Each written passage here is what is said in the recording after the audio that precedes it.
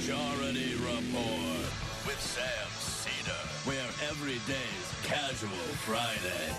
That means Monday is Casual Monday, Tuesday, Casual Tuesday, Wednesday, Casual Hump Day, Thursday, Casual Thurs, that's what we call it, and Friday, Casual Shabbat. The Majority Report with Sam Cedar.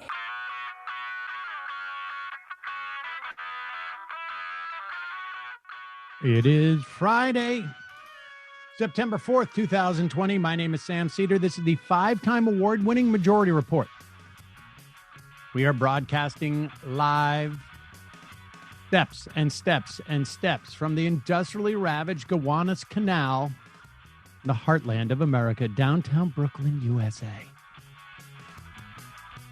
On the program today, it's Casual Friday.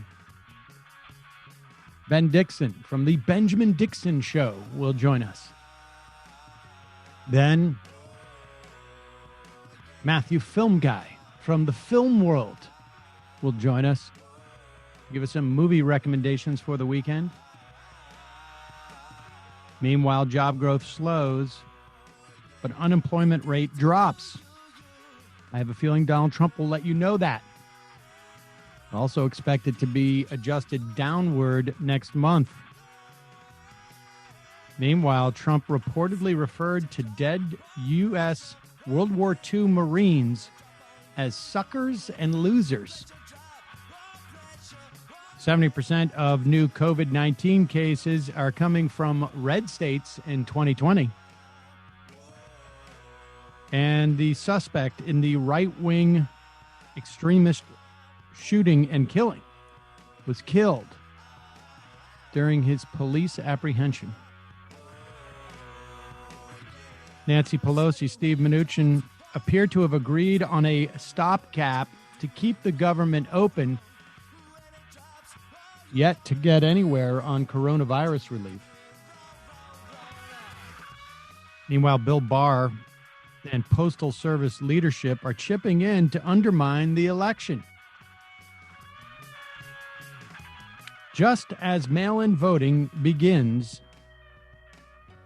in North Carolina as they send out more than 600,000 ballots. The DOJ to charge Google with antitrust violations, yay.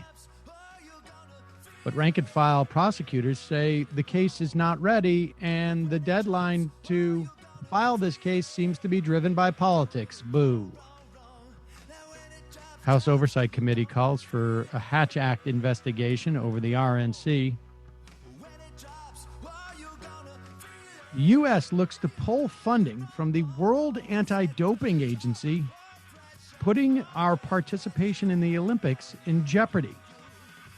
Lastly, a video from March shows cops' abuses led to the death. Daniel Prude.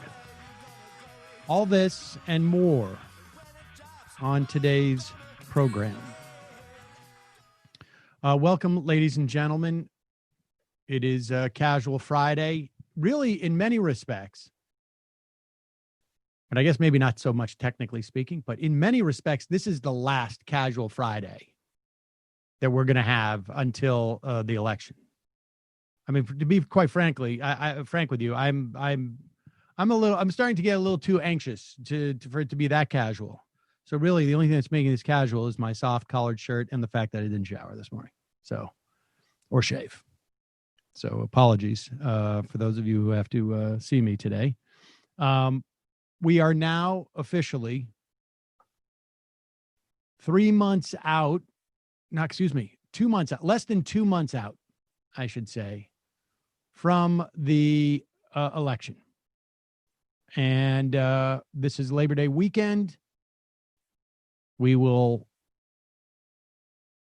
be taking Labor Day off and playing our traditional Labor Day show with some, I think, 1 or 2 new things, but some labor speeches. And then it is going to be I don't know. I don't even know what the metaphor here is for this. But the not tentative, I don't know, the rush to, I don't even know what to say. We're going to, it's all hands on deck leading into the election. And then I guess, also perhaps, I'm not sure what we're going to do, but it happens to be our 10-year anniversary of the show on election day. Wednesday, November 3rd was the first podcast of this iteration of the show, and the election is Tuesday, November 3rd. So I don't know. Contemplating doing a 12 or even maybe a 24-hour show, but I don't even know that at the end of that there's going to be an election result. In fact, I don't think there is. I think we're going to talk about that today with Ben Dixon, because as we get closer to the day, I probably will repeat myself. What looked abstract a couple of months ago is starting to look a little bit more concrete. Here is Donald Trump. This is a story that's dominating the thing. And I know we'll talk to Ben Dixon about this in terms of what this is going to do to Donald Trump's election chances. I mean, a story like this, it really has some teeth to it. I think in at least, and we'll talk about this with Ben, but it seems like the entire rhetorical war is being fought over the Republican women in the suburbs and Republican voters, which is, I'm not sure if that's the best strategy, but that seems to be the one that's coming out. Now, obviously, this is not this was a piece in the Atlantic by Jeffrey Goldberg, who I find odious, incidentally, I should tell you. But nevertheless, it is having its desired effect. Here is, and it probably is true. I mean, of course it's true. Is there anybody out there who in any way would be surprised to hear that Donald Trump said these things? But here is... I never said he was a dumb Southerner. Donald Trump said as much about John McCain. It's just now that he's dead, but here is Donald Trump explaining how he doesn't get enough credit for throwing a good funeral for John McCain. And he never said those mean things about the soldiers and the Marines. Keith Kellogg, who's a highly respected man, couldn't believe when he heard it. And he knows everything about all of it. And to think that I would make statements negative to our military and our fallen heroes when nobody's done what I've done with the budgets, with the military budgets, with getting pay raises for our military. It is a disgraceful situation by a magazine that's a terrible magazine. I don't read it, but I just heard about it. They made it up, and probably it's a couple of people that have been failures in the administration that I got rid of, and I couldn't get rid of them fast enough, but or it was just made up. But it's unthinkable. As far as John McCain is concerned, I was never a fan, and I will admit that openly. I disagreed with him on the endless wars. I disagreed with him with respect to the vets and the taking care of the VA. I wanted to do it a much different way, and I think it's proven to be a much more successful way when you look at the success we've had with the VA and with our vets, with choice and with accountability, all the things I've got. So I disagreed with John McCain, but I still respected him. And I had to approve his funeral as president. We lowered the flags. I had to approve that. Nobody else. I had to approve it. When you think, and I'm just thinking back, I had to approve either Air Force One or a military plane to go to Arizona to pick up his casket. And I approved it immediately. I had to approve the funeral because he had a first-class AAA funeral that lasted for 9 days, by the way. I had to approve it. All of that had to be approved by the president. I approved it without hesitation, without complaint. And I felt he deserved it. I disagreed with him on things, and he was a tough guy, but I felt he deserved it. For somebody to say the things that they say I said is a total lie. It's fake news. It's a disgrace. And frankly, it's a disgrace to your profession. Now, with all of that being said, you'll speak to Keith Kellogg. I mean, it wouldn't, there are contexts where you can imagine people saying these military personnel are suckers, right? Like they are being exploited by the military industrial machine. Imperialists are using them as chum in their wars to get resources and whatnot. But I don't think that's the way that Donald Trump was looking at it. I mean, maybe to a certain extent, but it is a little bit surprising to say that about Marines buried in Europe who died in fighting Germany in World War II. Go ahead. Sorry. Well, I mean, I think but regardless, just analyzing this as a political thing, Donald Trump wouldn't have spent 3 minutes in the dark, ticking off everything that he approved of. I called the World War I ones the losers, Sam. They were like, it was the World War I. Yes or no on this. And I literally had to hold up my thumb and go, yes. Let me ask you this. Times. Who would do that if I didn't like him? Who would do that? I don't think so. If the U.S. Marines who died in World War I weren't losers and suckers, why was there World War II? Was this World War I? Was it a? Yeah. Oh, it was okay. Oh well, those guys were suckers. I thought it was World War II.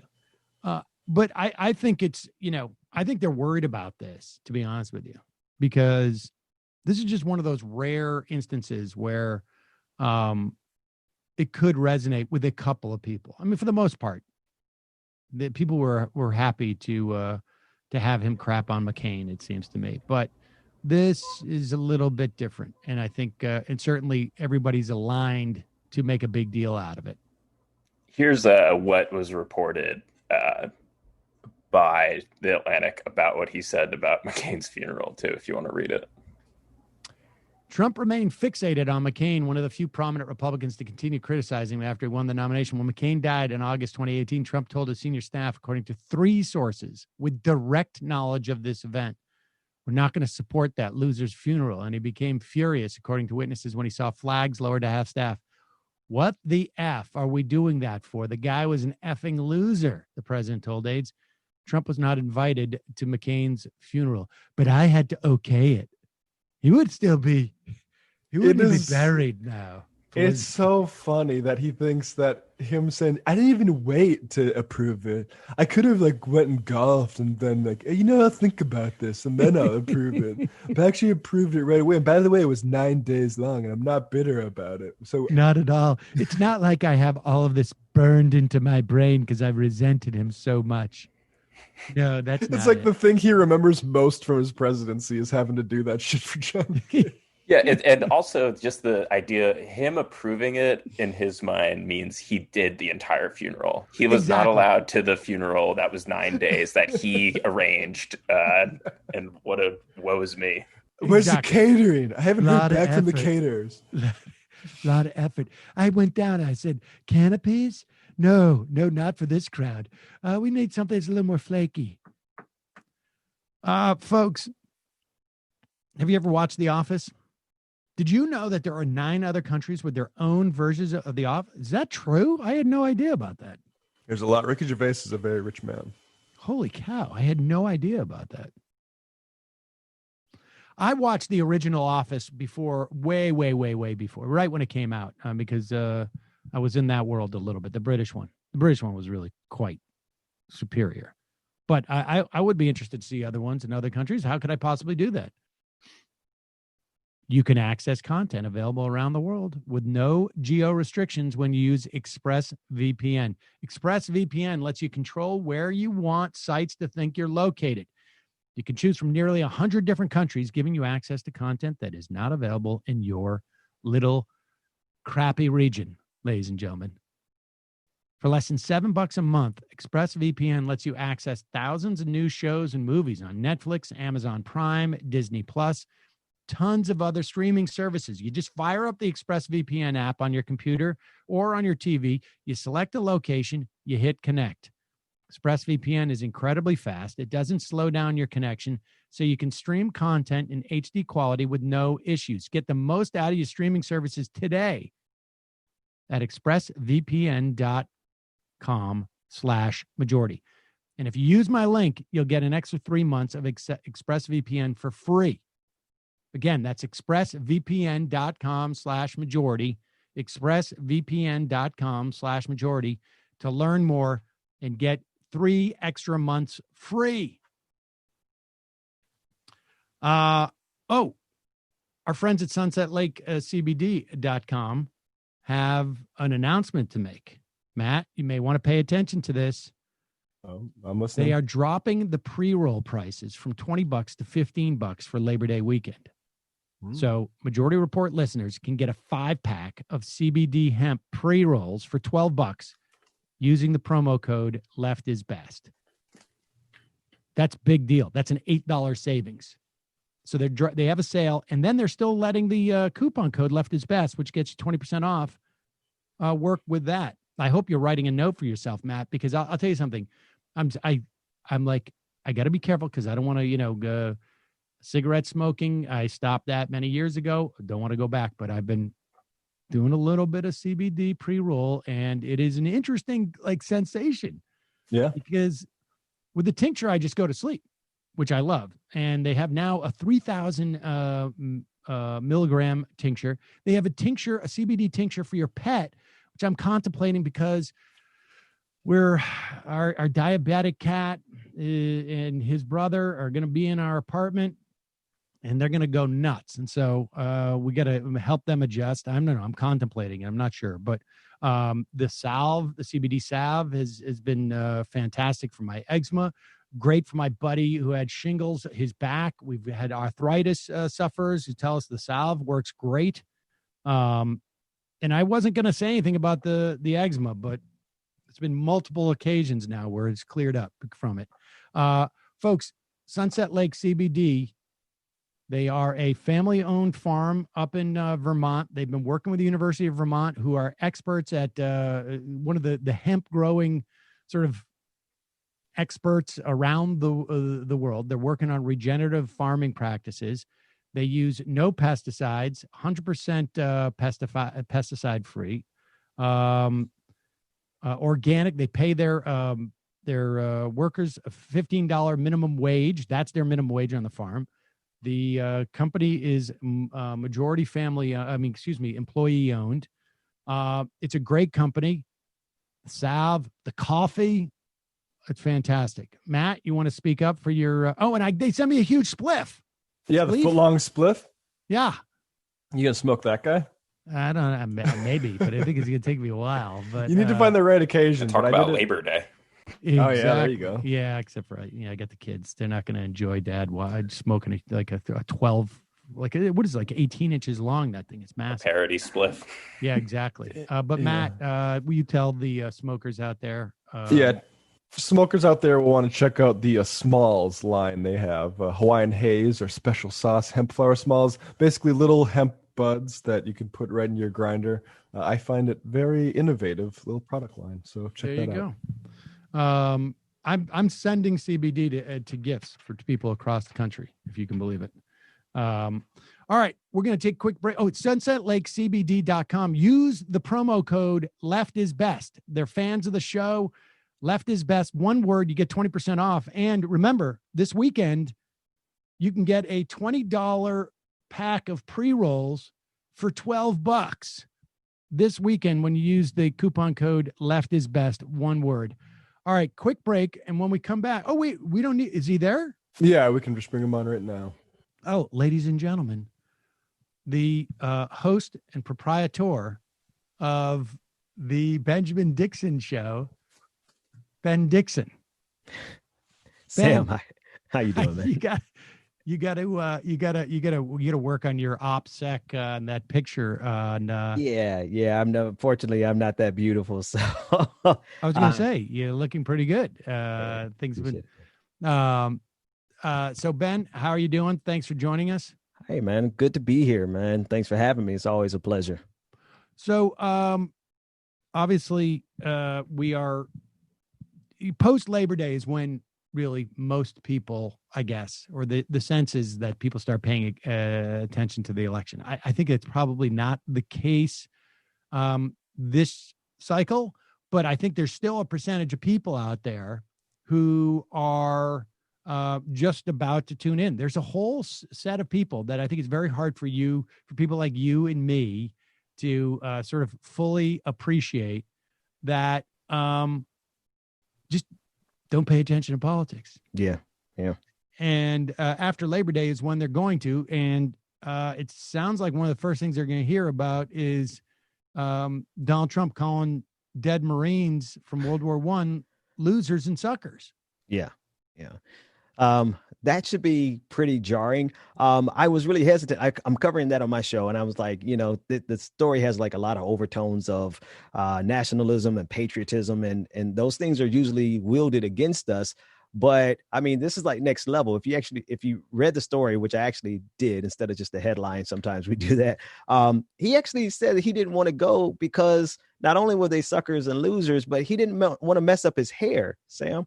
That was previously reported, wasn't it? I mean, that was at least not as definitively, but it was out there that the rain was going to mess with his hair. And so they said that they couldn't get a motorcade or something. Right. He tried to blame it on the motorcade and that the Secret Service wouldn't drive him there and that it was hard. But, he made up a lot of excuses, and it may have been reported, but I did not hear that part about his hair. And just like you kind of described, there are going to be a lot of people who read that sentence for the first time ever and realize we're dealing with a man so obsessed with his ego that he would not only disrespect our troops, which is a phrase that I absolutely hate, but he would do it on behalf of his hair. Yeah, no, I think that I guess my question is like, who does that resonate with? That is not, and because I want to get onto sort of like the main topic, I think, which I'm starting to see them build up, but this is a pretty like, who does that undermine his support with? I guess. I mean, he was already losing support with troops, if I'm not mistaken, and with retired veterans. But I think this is kind of like anybody who is teetering on the edge. You can have those people, Sam. There's some people who are never going to betray Donald Trump, right? They're going to go Donald Trump to hell and back again. But I think from a poll I saw from Ipsos and ABC that came out today about his rhetoric on race, on the racial climate and law and order, that message itself isn't even resonating with Republicans the way that he thought it would. Only 13% of college or non-college educated white men think that he's that this is being helpful. So to me, if he's performing that low in that category specifically, there may very well be some people, I don't want to get too optimistic, that are teetering on the edge. So maybe this would be a thing to kick him over, but I have been guilty of being overly optimistic before. Right. I mean, it's interesting because I think that we got into some of this. I had Stuart Stevens on the other day, which was an interesting experience, but we can talk maybe a little bit more about that a little bit later. But he pointed out, which, I knew, but tend to forget, Donald Trump won the election with less votes than Mitt Romney lost the election in 2012. And so largely the story of Donald Trump's win in 2016 was not about the number of votes that he got. It was about the number of votes that Hillary Clinton did not get. Yeah. And that dynamic where you have two disliked candidates going into the election, almost in a race, who is going to edge out for the least disliked of the two of them, it doesn't seem to be in play here. Right. And one would think, I mean, it feels like, and obviously this story is not put out by the Biden campaign. I mean, who knows? But that they would be working on driving turnout as opposed to the persuasion, which we saw during the DNC and the RNC. It's really more of like, because I'm with you. Like, I feel like Trump's votes are basically locked in. Yeah. They're not going to grow, and they're not going to, but they're also not going to shrink much. Right. No, I think, and here's the other concern, right? When you consider that COVID-19 is now fully politicized and wearing a mask is fully politicized, Donald Trump supporters are going to show up to the polls. No questions. People who are opposing who are going to vote for Joe Biden, it's a good chance most of them won't. They'll probably try to do mail-in ballots because they're taking it seriously. So when you add that on top of everything else that you just said, Sam, I agree. I would think, like, of course, drop this story if you have the story, but put as much energy in getting the vote out as you are dropping a story like this. And we don't know for sure that this was dropped by the Democratic Party, right. but if I had it, I sure would. Yeah, one would hope they at least have that level. Well, all right. So let's get to this, because the thing that seems to be clear to me is that you've got Donald Trump during the RNC trying to shore up his base, essentially, or shore up the Republicans. Like, the whole the RNC, I think, was about giving license to Republican women to vote for Donald Trump. Look here, I pardoned a black guy. Look here, I've got I welcome immigrants into our country. I'm not as bad as they say. But the other side of that is this. We have Bill Barr going out there, telling lies about fraud in balloting, mail-in balloting. They had to walk it back, but they got to say it where they wanted to. The walk back is obviously just printed in some written article, but he gets to say it on television. They have the Postal Service was talking today. Then they have a task force that says we may not be able to do this with the ballots. They're setting it up, and Donald Trump's out there saying, vote by mail and then go in person and vote. And it seems to me they are building the opportunity, the case to invalidate the ballots. And here's the scenario that scares the hell out of me. It is November 3rd. They come in at 6 p.m. or whatever it is, 7 p.m., 8 p.m., maybe into the next morning. Wisconsin, Michigan, Pennsylvania, I don't know, Arizona, pick the state, North Carolina, Georgia, Florida, maybe all of them. Trump is maybe in the lead in some of those states with just the ballots because of what you've just expressed, right? That there's going to be more in-person voting by Trump supporters, relatively speaking, than Biden supporters. Right. And we get a redux of the Brooks Brothers riots, except for this time they're wearing Patriot prayer hats, or they're Proud Boys. And literally, what happens if they try and shut down the counting of the ballots in that moment? And where are the federal police that Trump has mobilized? I mean, talk about this, because this is starting to actually get me becoming more and more real in my mind anyways. Yeah. So that's exactly how I covered it the same exact ways yesterday, Sam, because sometimes we get caught up on his hypocrisy, or like, oh, he's such a hypocrite, or his stupidity. We're like, oh, he's so dumb. He just encouraged his supporters to break the law. No. He just encouraged his supporters to help give him a justifiable reason to invalidate the election. Yep.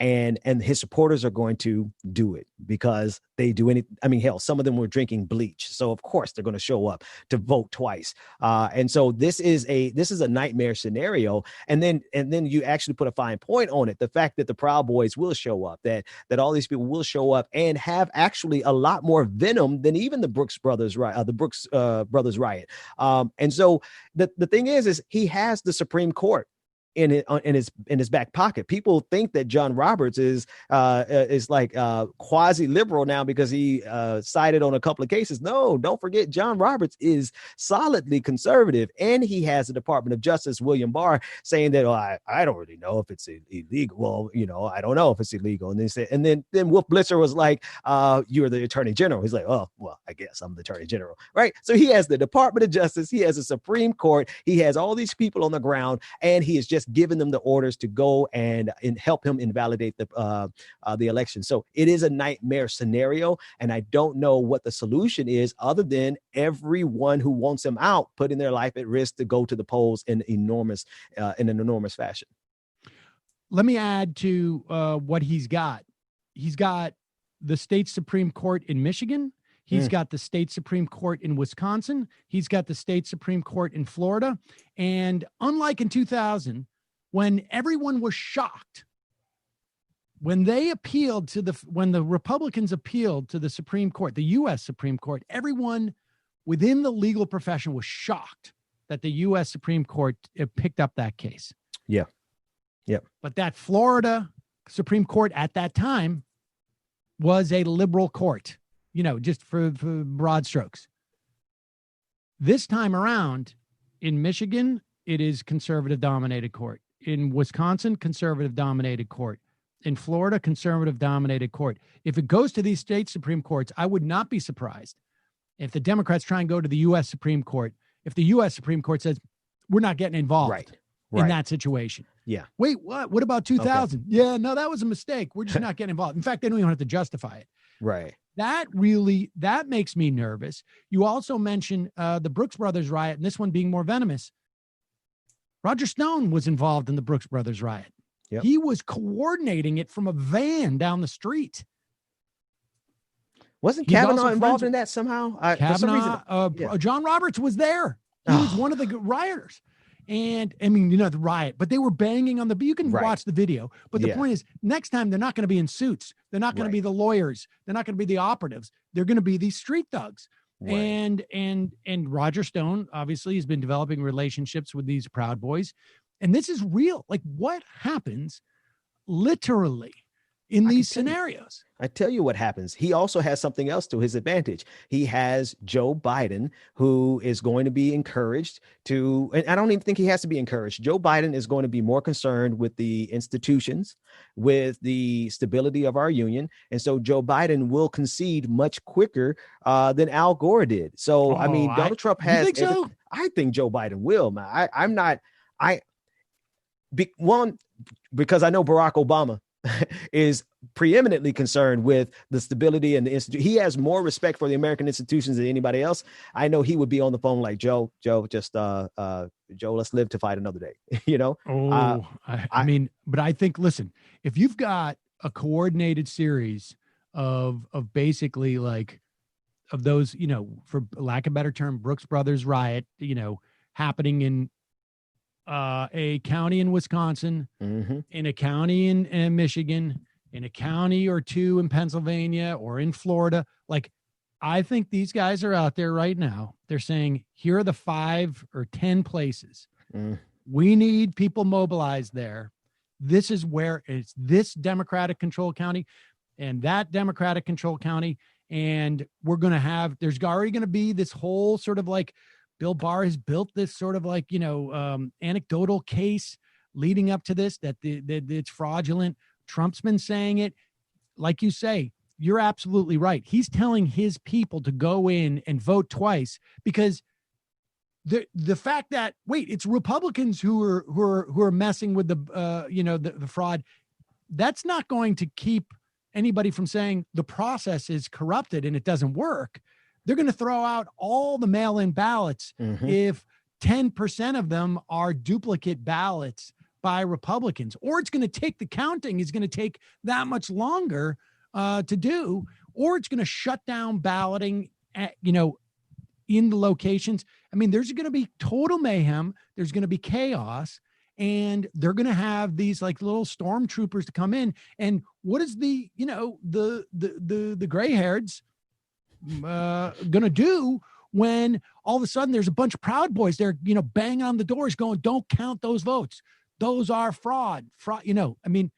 This is, I don't know what the answer is. Like, I don't even know how Democrats prepare for this. Because think of the only response that there could be, Right. So they're distancing themselves from Antifa, right? But like for all intents and purposes, there would have to be a counterbalance to remotely give the appearance that the majority isn't on one side. And that's something that Republicans are really good at because they're louder, because they are willing to go and put themselves on the line, and because the party supports their radicals. The party supports their radicals. Without a countervailing force from the left, then it's going to appear that all of the weight of the moment is in the hands of the right wing. Now, if there was a countervailing force, could you imagine what would happen in this country if the same number of venomous left wingers showed up to confront the venomous right wingers?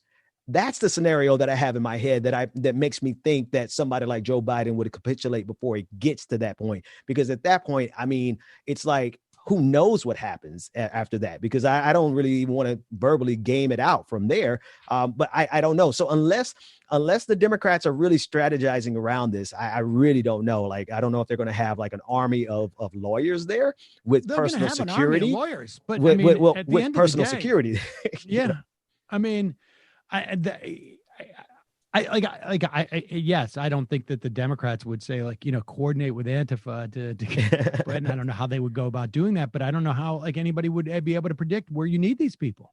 Right. I mean, you could sort of guess. I mean, I can sort of guess where hot spots would be. I mean, a good campaign strategist would know that like this locale, that locale, this county, that county, but and I am not, I'm not convinced that Russian interference made a significant difference in the 2016 election. But I do think that you can use, and the reports are now, ABC News is coming out that the Russian troll farms, et cetera, are pushing the insecure nature of mail-in ballots. Which suggests to me that at the very least there is sort of like a tacit, keep going, guys. Because that's our theme. That's what we're working on. I mean, I think it's it's obvious to everybody, but that's the case. But that just sort of reinforces it. This is undoubtedly the strategy because Donald Trump knows he's not going to get more votes than Joe Biden.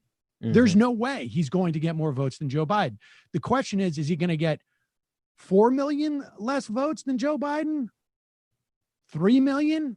10 million less than Joe Biden? We don't know, but he is looking in some very narrow places and he knows that he's going to need something else. And this is a guy who should be, and probably is, be convinced that he's going to go to prison if he, gets out of office.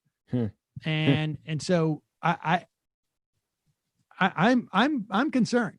Yeah. And frankly, this is not one of those scenarios where Democrats need to blankety blank. I don't know what the answer is to this. Yeah. Well, I mean, honestly, I think we may be past the Rubicon on this, right? Because the answer to this would have been to relentlessly hold him accountable at every stop along the way. Over the last 3.5 years, we saw a piecemealed impeachment process that really was just the kabuki theater. And we see now that there's a reticence amongst the top. I mean, and Nancy Pelosi is too damn powerful, right? To really sit back. And the best that she has are some tweets. And so now we're at the point where Donald Trump really feels like he can get away with it because he's been getting away with it. So I don't know what they do at this point, but what should have been done is holding him accountable at every stop so that at least he would not have felt free to go on national TV and encourage his supporters to help him invalidate the election. Look, the only thing I can tell people is that if you have the opportunity to vote early, in person, obviously a lot of people feel at risk. But if you're going into a hardware store, or certainly if you're going to a restaurant, but if you're going into any type of locations with your mask on and you feel comfortable doing that, you should feel comfortable going in and voting early.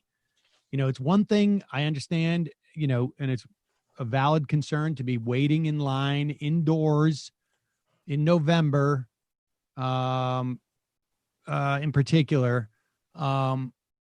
and worried about, standing there and perhaps, breathing in some stuff. But right now, if you can go absentee ballot and you can go do it, do it. It's better than mail because you want that ballot counted on that day. That's the only thing that I can imagine that people can do. Now that opportunity doesn't exist everywhere, right? But that's something that you can do. Sam, real quick, to that point, I had a chance to interview David Becker, who's the executive director for Center for Election Innovation and Research.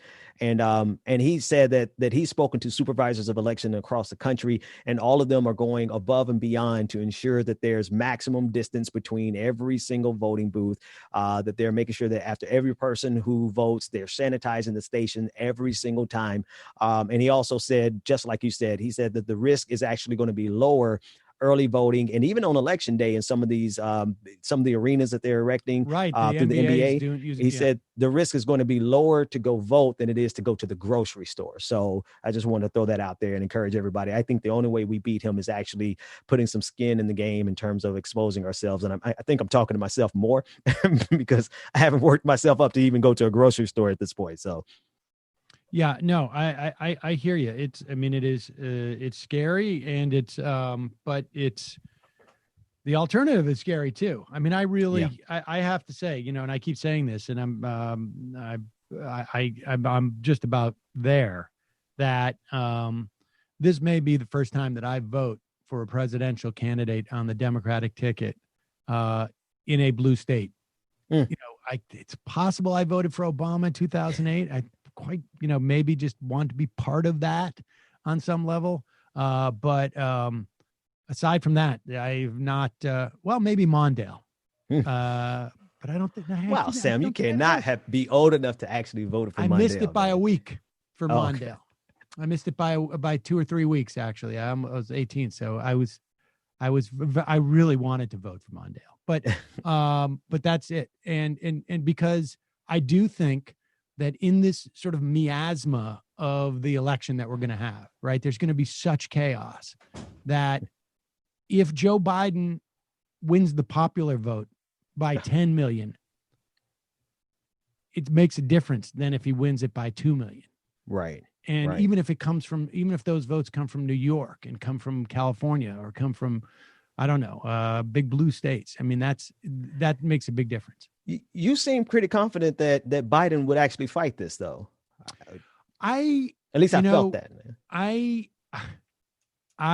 think that he would. I think that there's no voice. Look, Joe Lieberman was the one. Bill Daley. These are the guys who are around Gore, telling Gore not to fight it. Yeah. But now you've got Hillary Clinton coming out right now, like she said a couple of weeks ago, fight it. Do not concede. I don't know who around Joe Biden wouldn't be telling him to fight it, to be honest with you. And I just don't think I think there's an argument that if you have a coordinated, if what is going to happen, if what I am speculating happens, or some variant of that happens. I mean, look, if Bill Barr doesn't like the result and he goes and files stuff at the Supreme Court, they're going to have their bevy of lawyers that are going to come in. Mm-hmm. That's one thing. And I think that's at least likely. This other thing that I'm talking about seems a little bit far-fetched to me, but as we get closer, and you start to watch what's going on, it's not far-fetched. It's not that far-fetched. No. And so I think that's an argument that, like, this is an assault on the institution of voting. And I mean, look, do you think there's going to be many people who are going to say, don't fight this to Joe Biden? I don't think so. Well, and thinking about it in that context, if by chance he doesn't fight it, I do believe, like, especially if he hits 10 million in the popular vote, the people will fight it. I don't think there might not be much that we can do in terms of overturning the results, but I do believe at that point, the people will just say, F it all, COVID-19, whatever. We've been out here protesting Black lives. We're sure as hell going to get out here and protest Donald Trump. And so there's a lot of uncertainty ahead. And I think the best way to stop it is for us to just put on our hazmat suits and go vote. in person. I've never, I mean, obviously this is almost every day during this era has been one of those things. Like I have no sort of personal, historical, or, any other comparison to the era that we're in. But this is unique, I think, in the context of what we've seen. I don't even, even like it, I don't know, 68. I don't feel like it was. No, I think we're beyond 68. I think there's something really ugly that could be coming down with this stuff, but especially because of who's behind Trump's Twitter account, because the president has shown a willingness to burn it all down with his own words. That's the difference between now and then. I think tensions may have been as high in 68, but we didn't have a president in the White House who was willing to see it all burn for the sake of his ego. Right. The power was not with, the ones who were the power dynamic was different. Yeah. And the agendas were different from each other. I don't know. Anything else? We left it all on the table. We left it all on the table, man. We're just wishing you all the best. Right. Exactly. CBD. That's what I've been doing. I've been taking a lot of CBD to try and deal with where this is all headed. And I don't know. Just give me your assessment of what of your sense of like where. I guess on that question of how many votes that Joe Biden's going to get, do you have a sense that he is mobilizing? I mean, I'm not as concerned. I mean, some of when we look back on the things that hindered Hillary Clinton's vote, there was a lot of people who just didn't like her. Yeah. A big chunk of that, I'm sure, was misogyny, but also a misogyny that had been sort of nurtured over so long that they, were convinced that it was about specifically something who else. she was. Mm-hmm. And then I think there's also, people who didn't like her and sort of, her policies, et cetera, and then a subset of them were like, Donald Trump's going to lose anyways. I don't need to vote for her. Yeah. And she didn't really address, I think, the issues of a subset of the Black community, particularly in certain areas, and the voter suppression and whatnot, and corruption issues, or at least perceptions. What do you think about Joe Biden? I mean, do you have a sense of that? I mean, there's no third party on the left this time around. There's no Jill Stein, so that wasn't, I guess very narrowly interpreted. That was, a possible reason to lose one or two of those states, at least in sheer numbers, but they wouldn't have necessarily voted for Hillary Clinton. But, third party took a couple of percentage points, both the Libertarian and the Green. There's a Libertarian candidate, but there's no Green. I think Trump made this point the other day. Or there is a Green candidate, but he's not getting any traction. Not getting any traction. What's your sense? In terms of like the election, who's mobilized to vote? What the energy is? With Trump supporters.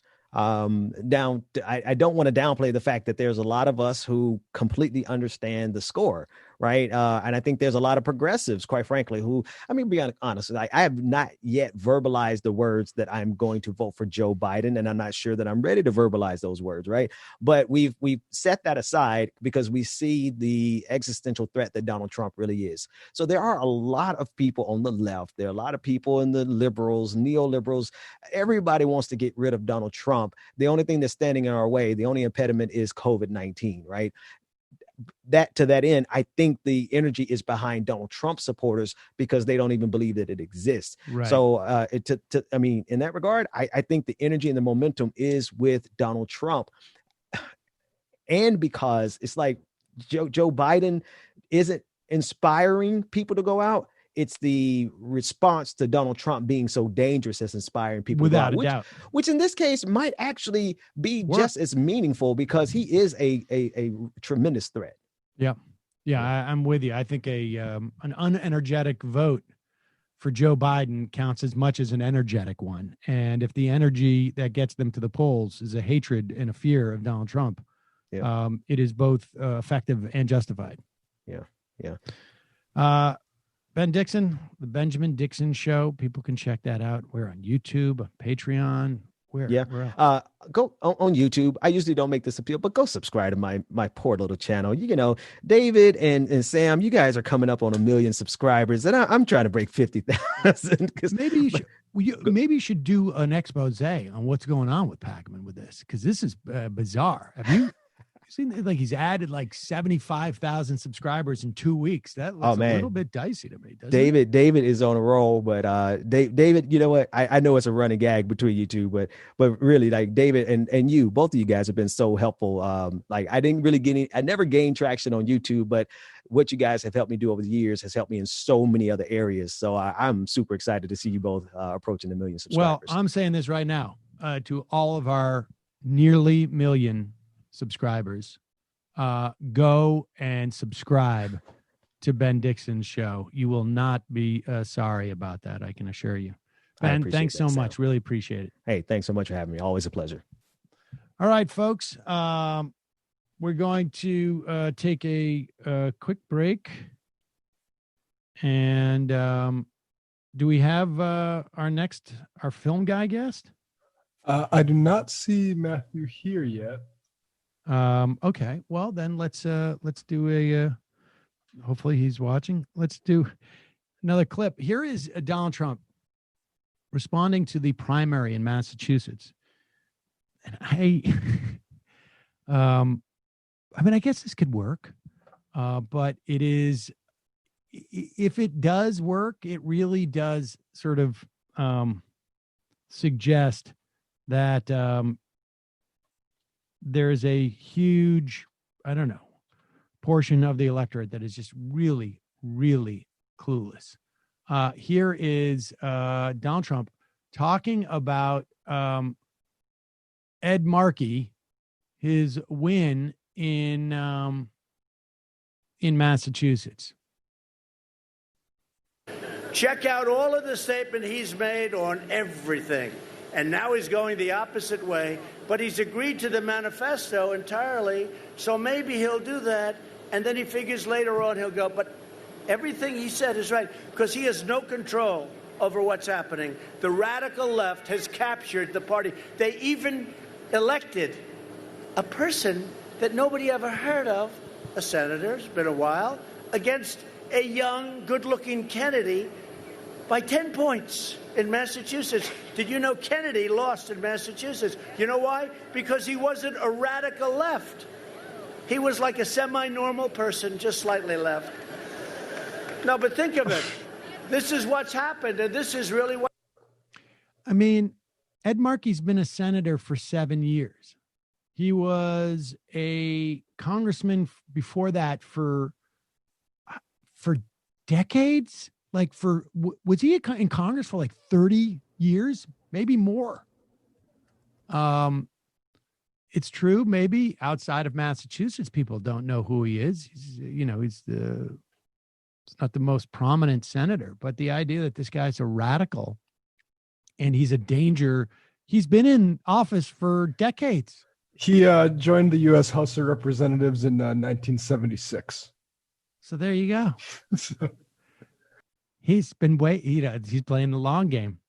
But Trump is trying to push this notion that Joe Biden is beholden to the radical left. And like I say, God willing, but I just don't think it's flying. Like when you've got to go and spin that with Markey, it doesn't make any sense. Well, and then you have to pump up nerds like Joe Kennedy III. Like, he's a nice, normal guy. Like, that's not what Republican voters want to hear. Well, it's also not what Republican voters think. They're like, wait, Kennedy's a normal guy? What? I think there's just a sort of a desperation, and that's why I'm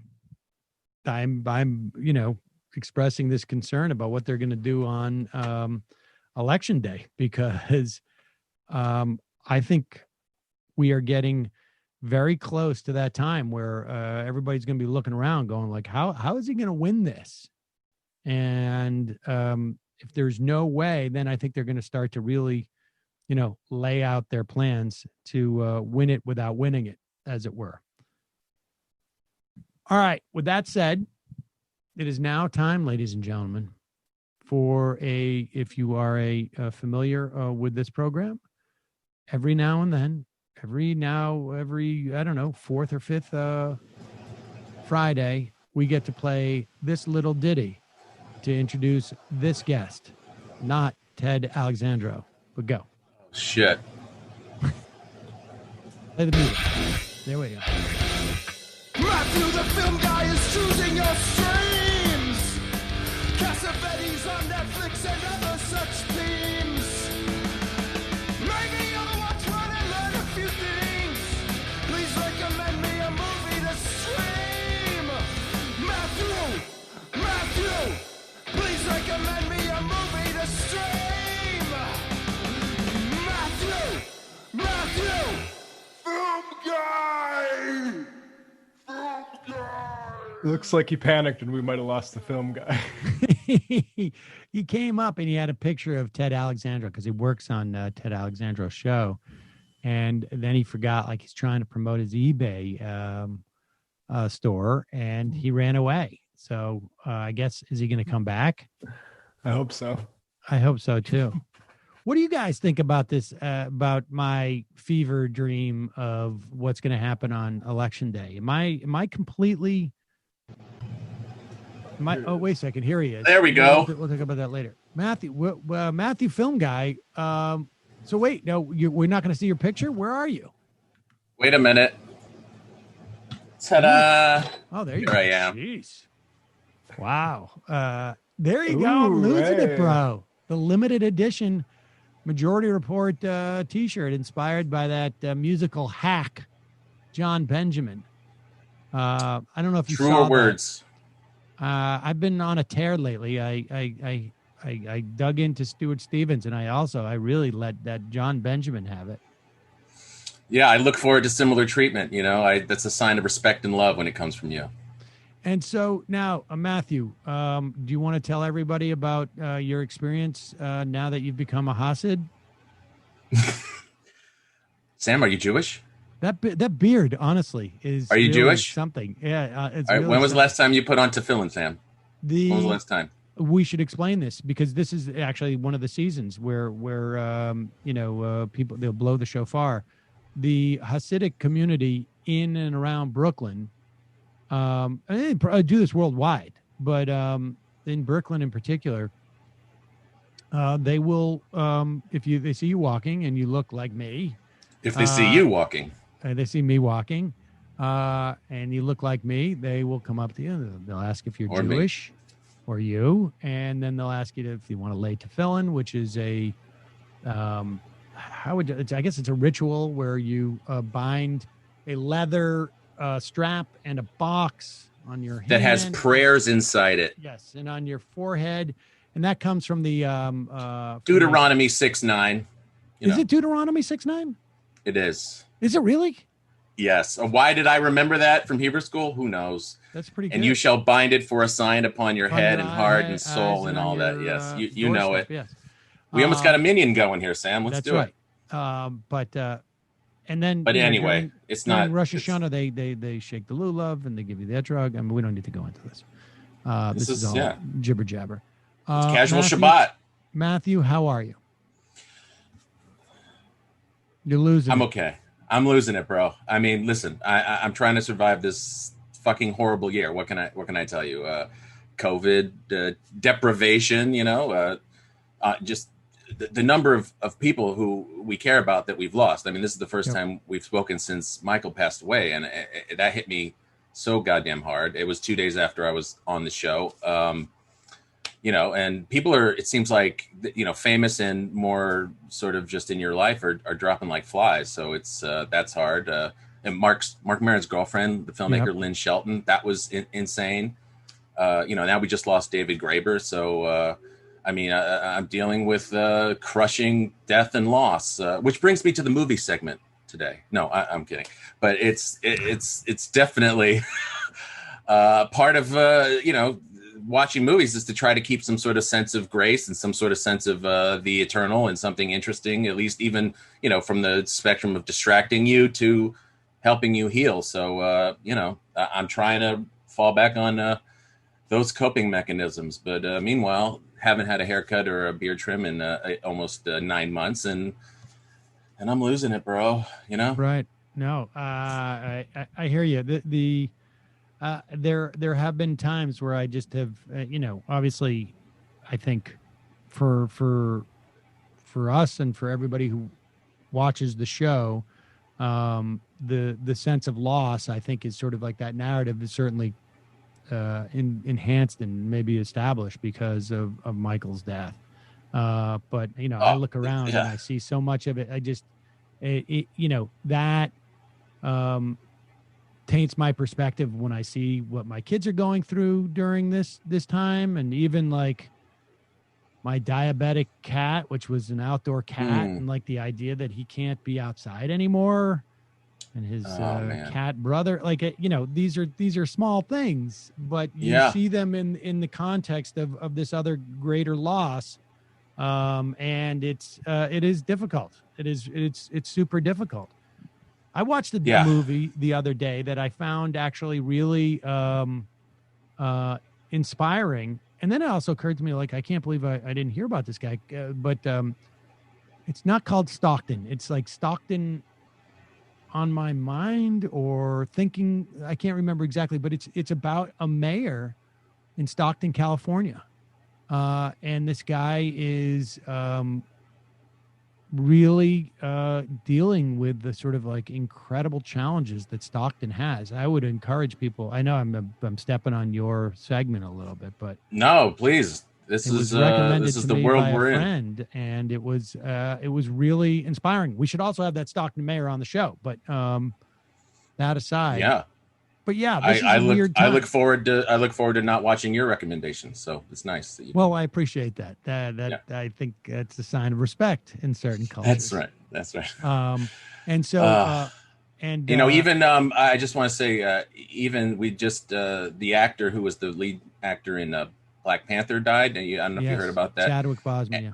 And literally the last time that I hung out with Michael in person was when I made him come with me to see Black Panther, and I made him come to the fancy bougie iPick movie theater. So like that was just like like another wave of return of loss. I mean, I wasn't like a huge fan of that guy, but it's just every little thing comes a little bit more sensitive, and especially because we've been so isolated. I mean, my normal life as a film guy is to be stuck in a room, but it just seems like the whole world being shut down heightens that. And at first it was like a spring break. Oh, eternal spring break. There's nothing to do. There's nothing to miss. And I think right now it's starting to get that edge of just like, it's starting to feel more like solitary confinement. But, the multiple streams of films and TV, I think are definitely a saving grace.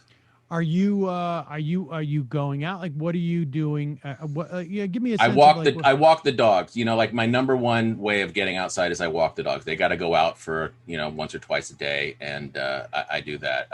And I'm also basically the one in charge of doing most of the grocery shopping. Mary's been in school; she's off now for a month. But I go to the grocery store. I go to the pharmacy. I go to the whatever the liquor store, and that's basically it.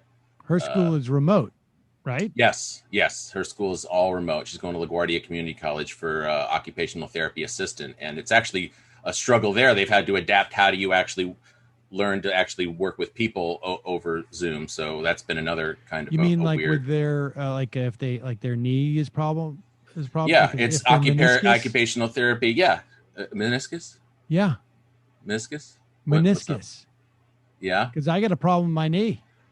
Well... If you're willing to be a test subject to a student, well, I'll see what I see what I can do. I think you're thinking more of like physical therapy than occupational therapy, but as long as I need physical therapy. Yeah, there's some among other kinds. Yeah, okay. But there's an overlap there. But having to do all that remotely, and but it means that while she's going to school, I'm sort of the householder, and that's what I get to do. I get to go to the stores and bring home the bacon.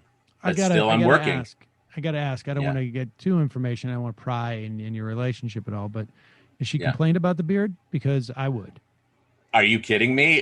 Ask me if there's a day that she's not complained about it. This is like, it's basically reached passive aggressive proportions at this point. I'm ready to take it off. I had said my birthday was last week, so happy birthday. Happy birthday to me, Jew boy. But there's a I'm quoting, but there's a I said that I was going to cut it off on my birthday, and now it's been like a week. We've been doing renovations in our bedroom, so things have gotten in the way. This is the last time you're going to see me with it. So the experiment is coming to a close. I am surprised that she has not done that in your sleep. I mean, in my sleep, right? Honestly, well, I don't know. I'm thinking maybe the samurai thing. If I do this, I don't know. I honestly, I feel like if I were her, I would have already like. No, I understand. Drugged you, and then shaved your beard off. Because I wouldn't. No, I'm a little nervous. This will be the first time I go somewhere that isn't one of those 4 places I mentioned, like in an actual, barbershop. But I guess it's go to a barbershop to do it. Why don't you just cut it yourself? Oh well, I need a haircut too. I haven't had a haircut in 9 months. So I haven't either. You want to do it? I've been cutting my own hair with a Flowbee. You know what? I tried to get one. They were all sold out. Do they make them? Do they still make them? I think they still do. Yeah. I don't know why. Why you wouldn't bring that back? You've got much sturdier hair than me. I need somebody who can actually like help. I basically just every now and then I just go like this. I go, oh, that seems to be sticking out, and then I just cut that. That's basically. Didn't you have your kids doing it? Was it Mila cutting your hair, or did that experiment end? Mila started out the first time. I don't know, about 3 or 4 months ago. Started out and just took a big chunk out of the side, and I was like, you know what? I think I'm good. I'll do it. And then I just grabbed it and just cut like that, and I think it's I have a big margin of error with my hair. Yeah, exactly. So I got zero. Really I got zero.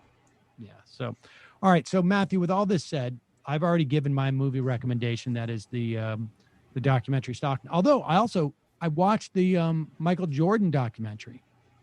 That's on my list. And I have to say, I really enjoyed it. I found that also inspiring in some ways.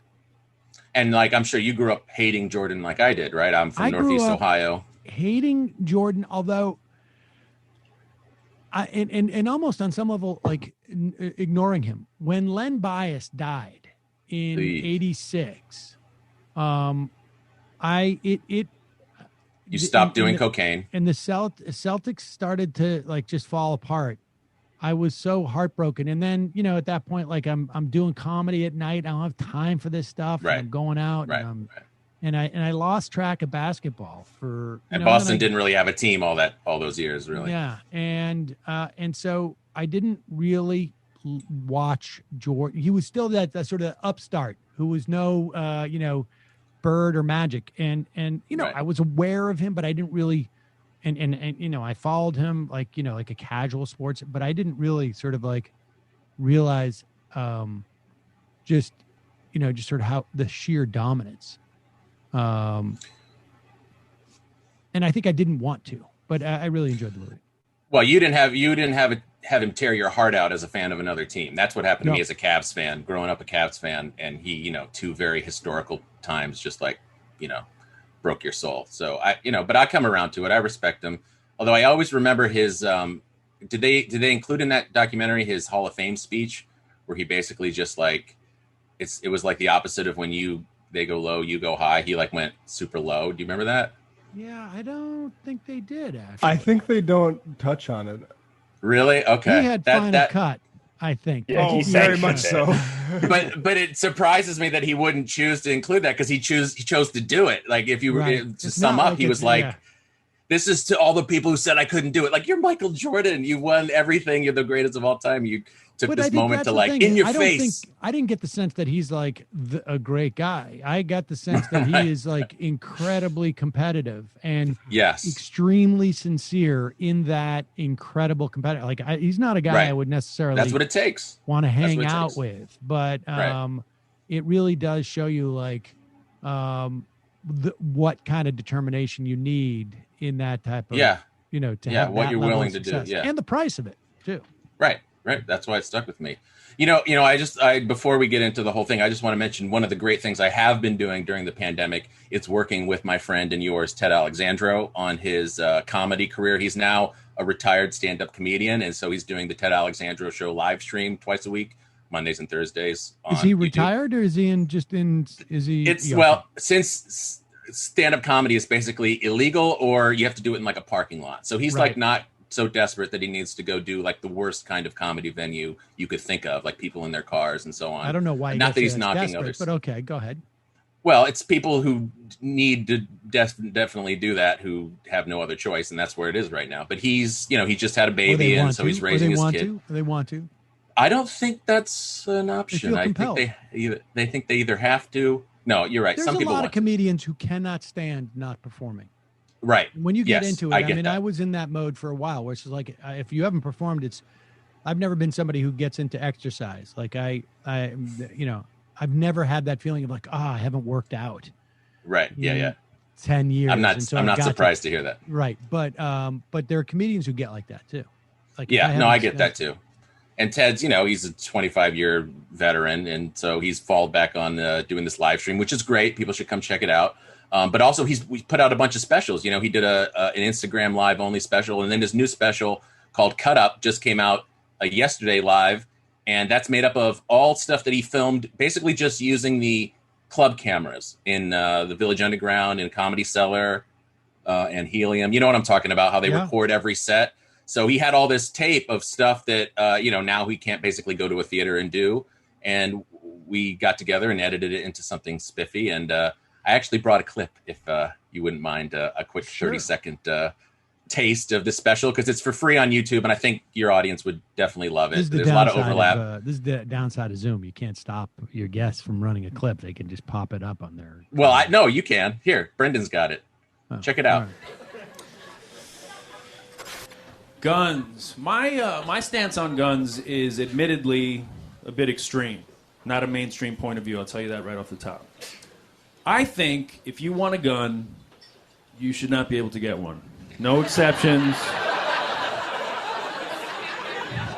I think wanting a gun is a bit of a red flag. You should be put on some sort of list. Just my opinion. It's not a mainstream point of view. But it feels good to say it. That's good. That's a funny joke. I like that joke. Yeah, there's more where that came from. Now I get the cut up, because it's it's essentially a montage of jokes, and you construct a set out of different locations and different times, and thus cut up. Which is a double entendre, because that's also one of the things you say about somebody who's funny. Is a cut up. Thank you for explaining the joke. It really is helpful, actually, in this context, and I appreciate that. Yeah. So everybody should go check that out on YouTube at Ted Alexandro. YouTube/Ted Alexandro. And you can ask Ronald Reagan, who is definitely a member of both pods, that it's good stuff. Okay. And it's been fun. It's kept keeping me busy, and it's been great working with somebody like him. Apparently. He really... Well, that lawyer money, you could just burn it. Who cares? Exactly. All right. Well, so Matthew, let's move on to the real reason why you're here. All this other chat is just a way of filling time before you give us the film guy recommendation. So before you give us the recommendation, as you always do, give us your thinking about what went into choosing this recommendation, because it could be escapism, or it could be let's understand this era more, or it could be, I guess that's basically the two options you have, right? I mean, yeah. I ping pong between those, or a greater understanding of what's going on in our lives. Well, Sam, I think it doesn't come to a surprise of anybody who's watched this show with me on it, is that I'm basically trying to get into not the escapism, but trying to understand, if not the exact political moment we're in, at least something more about the species. Something more about the human condition that has allowed us to slide into the fucked up situation that we're in right now. And I personally find, and I know everybody's not the same way, but I personally find that a well-made film that's explaining or depicting or giving us insight into some dark, sometimes morbid, but also kind of insightful material helps to it releases the burden in some ways, like to understand, to have some sympathy, to resonate, even if, like I show these films to my senior citizens film appreciation class, and they always say like, oh my God, that was difficult to watch. But then when we have the discussion and we get into it, it's like everyone always feels like so much better, either about themselves or about some situation. And most of the time it's about the movie. Okay. And just with that said, what you're doing is you're basically giving us the difficult part and then not giving us the sort of opportunity to sort of discuss it. And I would love to lead a Zoom class with the Majority Report audience at some point. Why aren't People you doing can that? join my. Why aren't you doing it?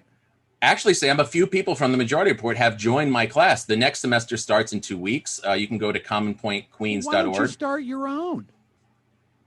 I mean, maybe I will. Maybe I should, Sam. Maybe this is the fulcrum of that happening. I love doing it. It's an excuse for me to watch a lot of great movies and to get into it. What if you did, like, why isn't this your business? I don't understand. Well, you need the North Shore JCC to use their Zoom connect. Central Queens, yeah. Central Queens Zoom. Yeah, account? look, Sam, I'm still holding on to the dream of being a film editor. My movie career is on pause with the rest of the industry right now. So there's nothing. Nobody's going to be doing anything for another 6 months at least. No, that's true. All right, let's get it going. I know Mary's been telling me to do that for years too. Shave your beard and then get your own Zoom account. All right, in order of importance, I will do that. No, I have my own Zoom now. I have my own Zoom. It's here. Right. You can see it. I fixed it. Well, thank you for that, Sam. That's the kick in the ass I needed. It is. It's so obvious. I can't believe you haven't done it already. Yeah, I guess so. Well, we'll see. What I like to do with the Zoom account, and I have a Zoom account. That's what I'm talking to you on. All right. But thank you for that. All right, so I want to talk about a film by a female filmmaker who basically got started in the French New Wave, named Agnes Varda. And I don't know if the film audience out there knows who she is. She was sort of, like I said, one of the sort of ancillary members of the French New Wave, but she made movies that were amazing all the way up until she just died, I think like 4 years ago.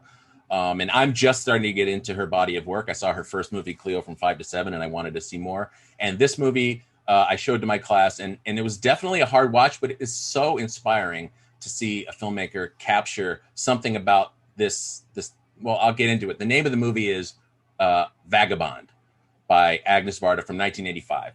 And it's basically about a woman, a young woman in like her early 20s, who we don't get a lot of background information, but she's like a hitchhiker, and she's chosen to be kind of homeless. She's chosen to go from place to place. It's exciting. It's more exciting than you're letting on.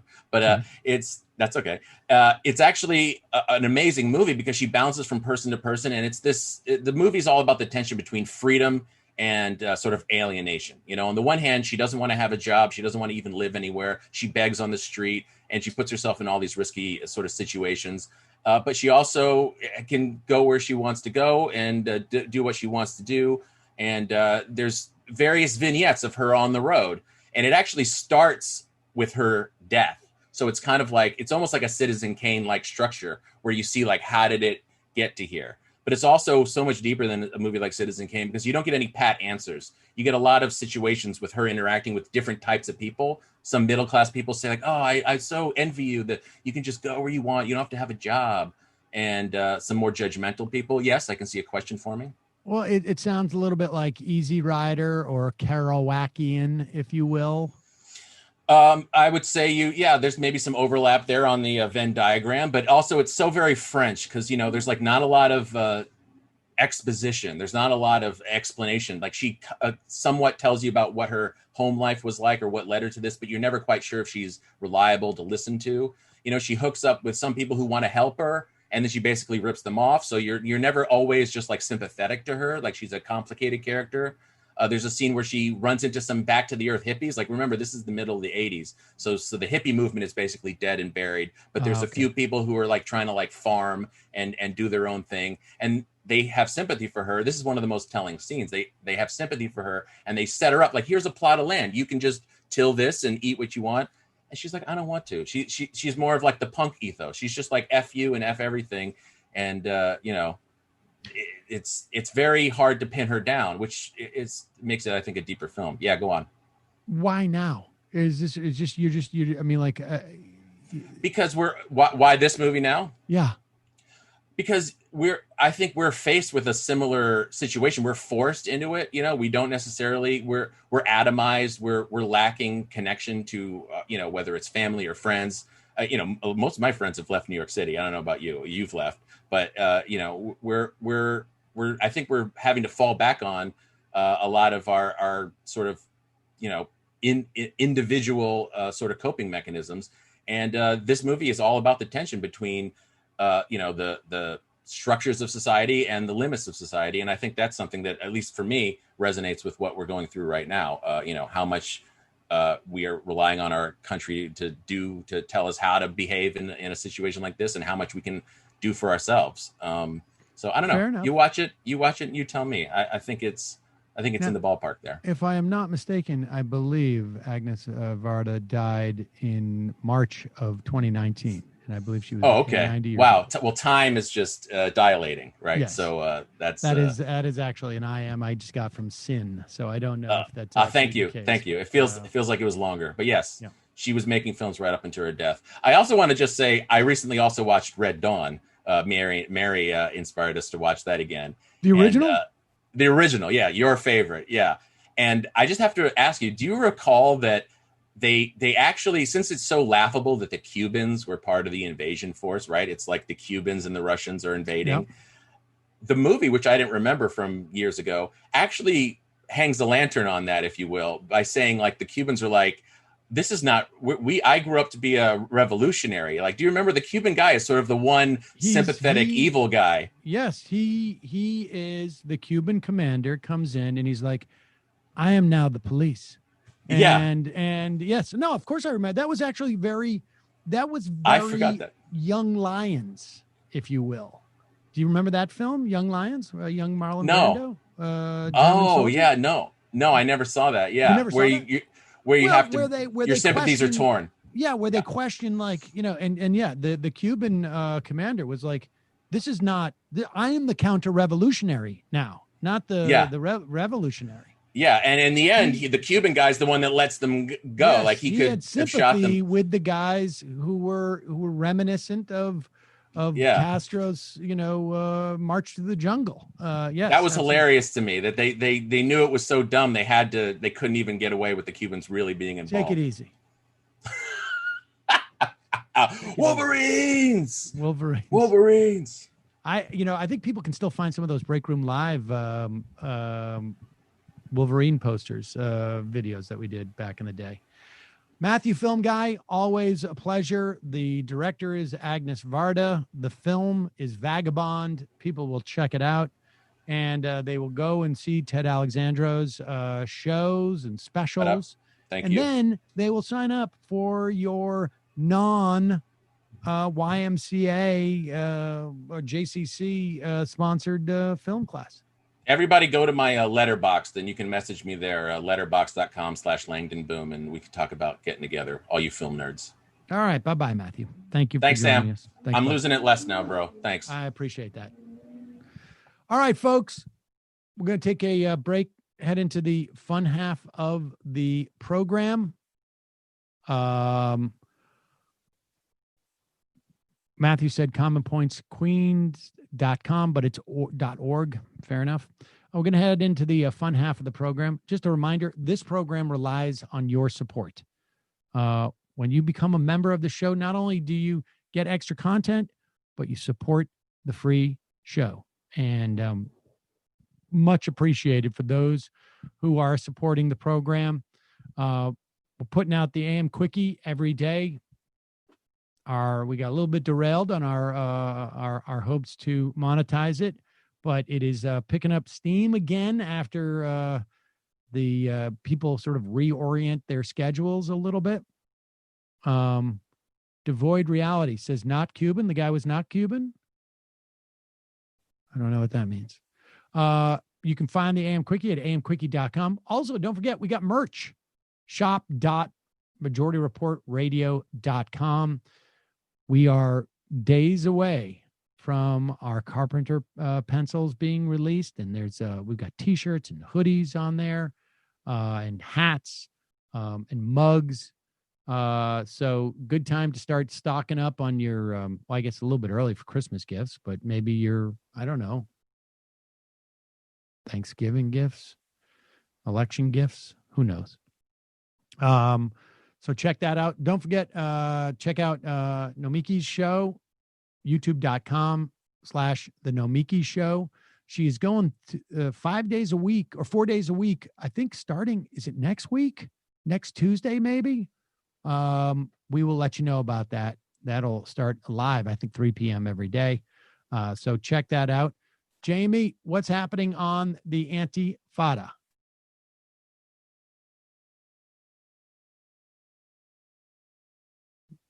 Who is Jamie's mic? Jamie's mic is not plugged in. Yeah. While she does that, I can plug TMBS. Still nothing, Jamie. This week on TMBS, we had Malika Jabali, Guardian columnist, on to talk about Kenosha, Kyle Rittenhouse double shooting. There it is, Jamie. And we also had No Olympics activist Albert Corrado on to talk about how he lost his sister to a police shooting. Police shot her, and they apparently tried to tamper with the evidence in that. Surprise. So the pretty heavy show. Check that out, folks. Patreon.com/TMBS. Also, I will be doing a twitch.tv/literary hangover stream. I will probably be flying around in Microsoft Flight Simulator. Two of the photorealistic cities they have are Bismarck and Fargo, North Dakota. So maybe I'll show people around those towns, or maybe we'll go to more fun. Maybe we'll go to more interesting places. I'm not sure, but Microsoft Flight Simulator, twitch.tv/literary hangover. Jamie, what? It's gone again.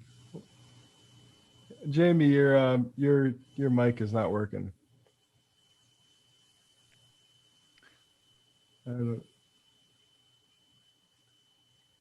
No. Well, all right. Well, why don't you mime, and I'll see if I can interpret what you're saying. Check out the Antifada. You can find us on Patreon. Oh, guns. It looks like they're going to talk about guns. Yes or no? We're going to be typing and writers. We're going to be walking with our fingers on the Antifada. I can't quite see. What, marching marching against Capitol. And power to the people.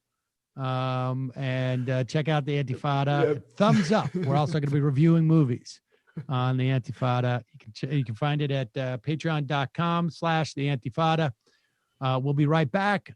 And Jamie will be with us. Maybe she will be talking. Maybe she will just be signaling and miming and reacting. All right. We'll take a quick break. We'll be right back after this.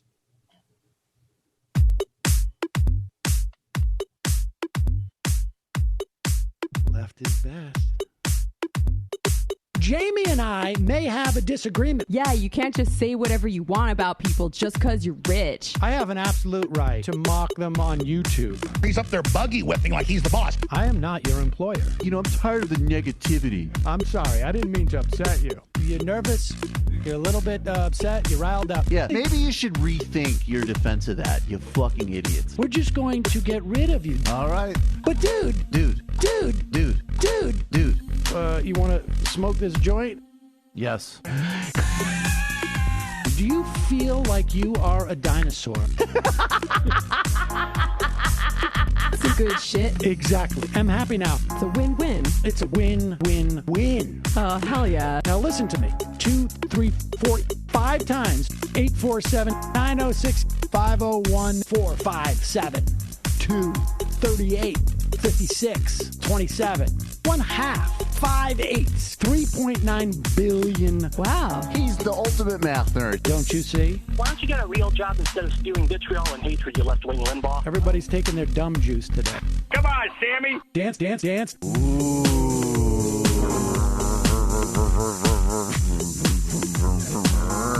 Rand Paul. I had my first post-coital scene with a woman. I'm hoping to add more moves to my repertoire. All I have is the dip and the swirl. Fine, we can double dip. Yes, this is a perfect moment. No.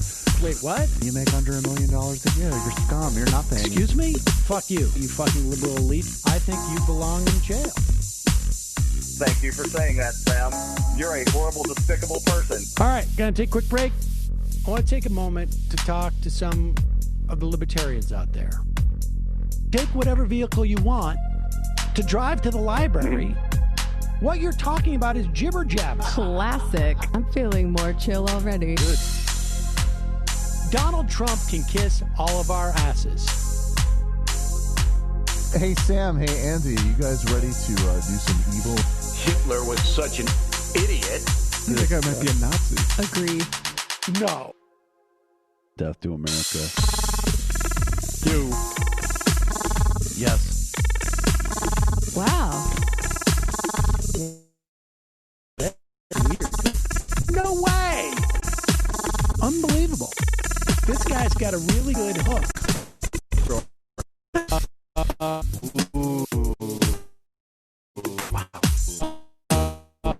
Sam, get off. No worries. Let's I want a little bit. I mean, look, it's a you don't like. Hey, shut up. Thank you for calling into the Majority Report. Sam will be with you shortly.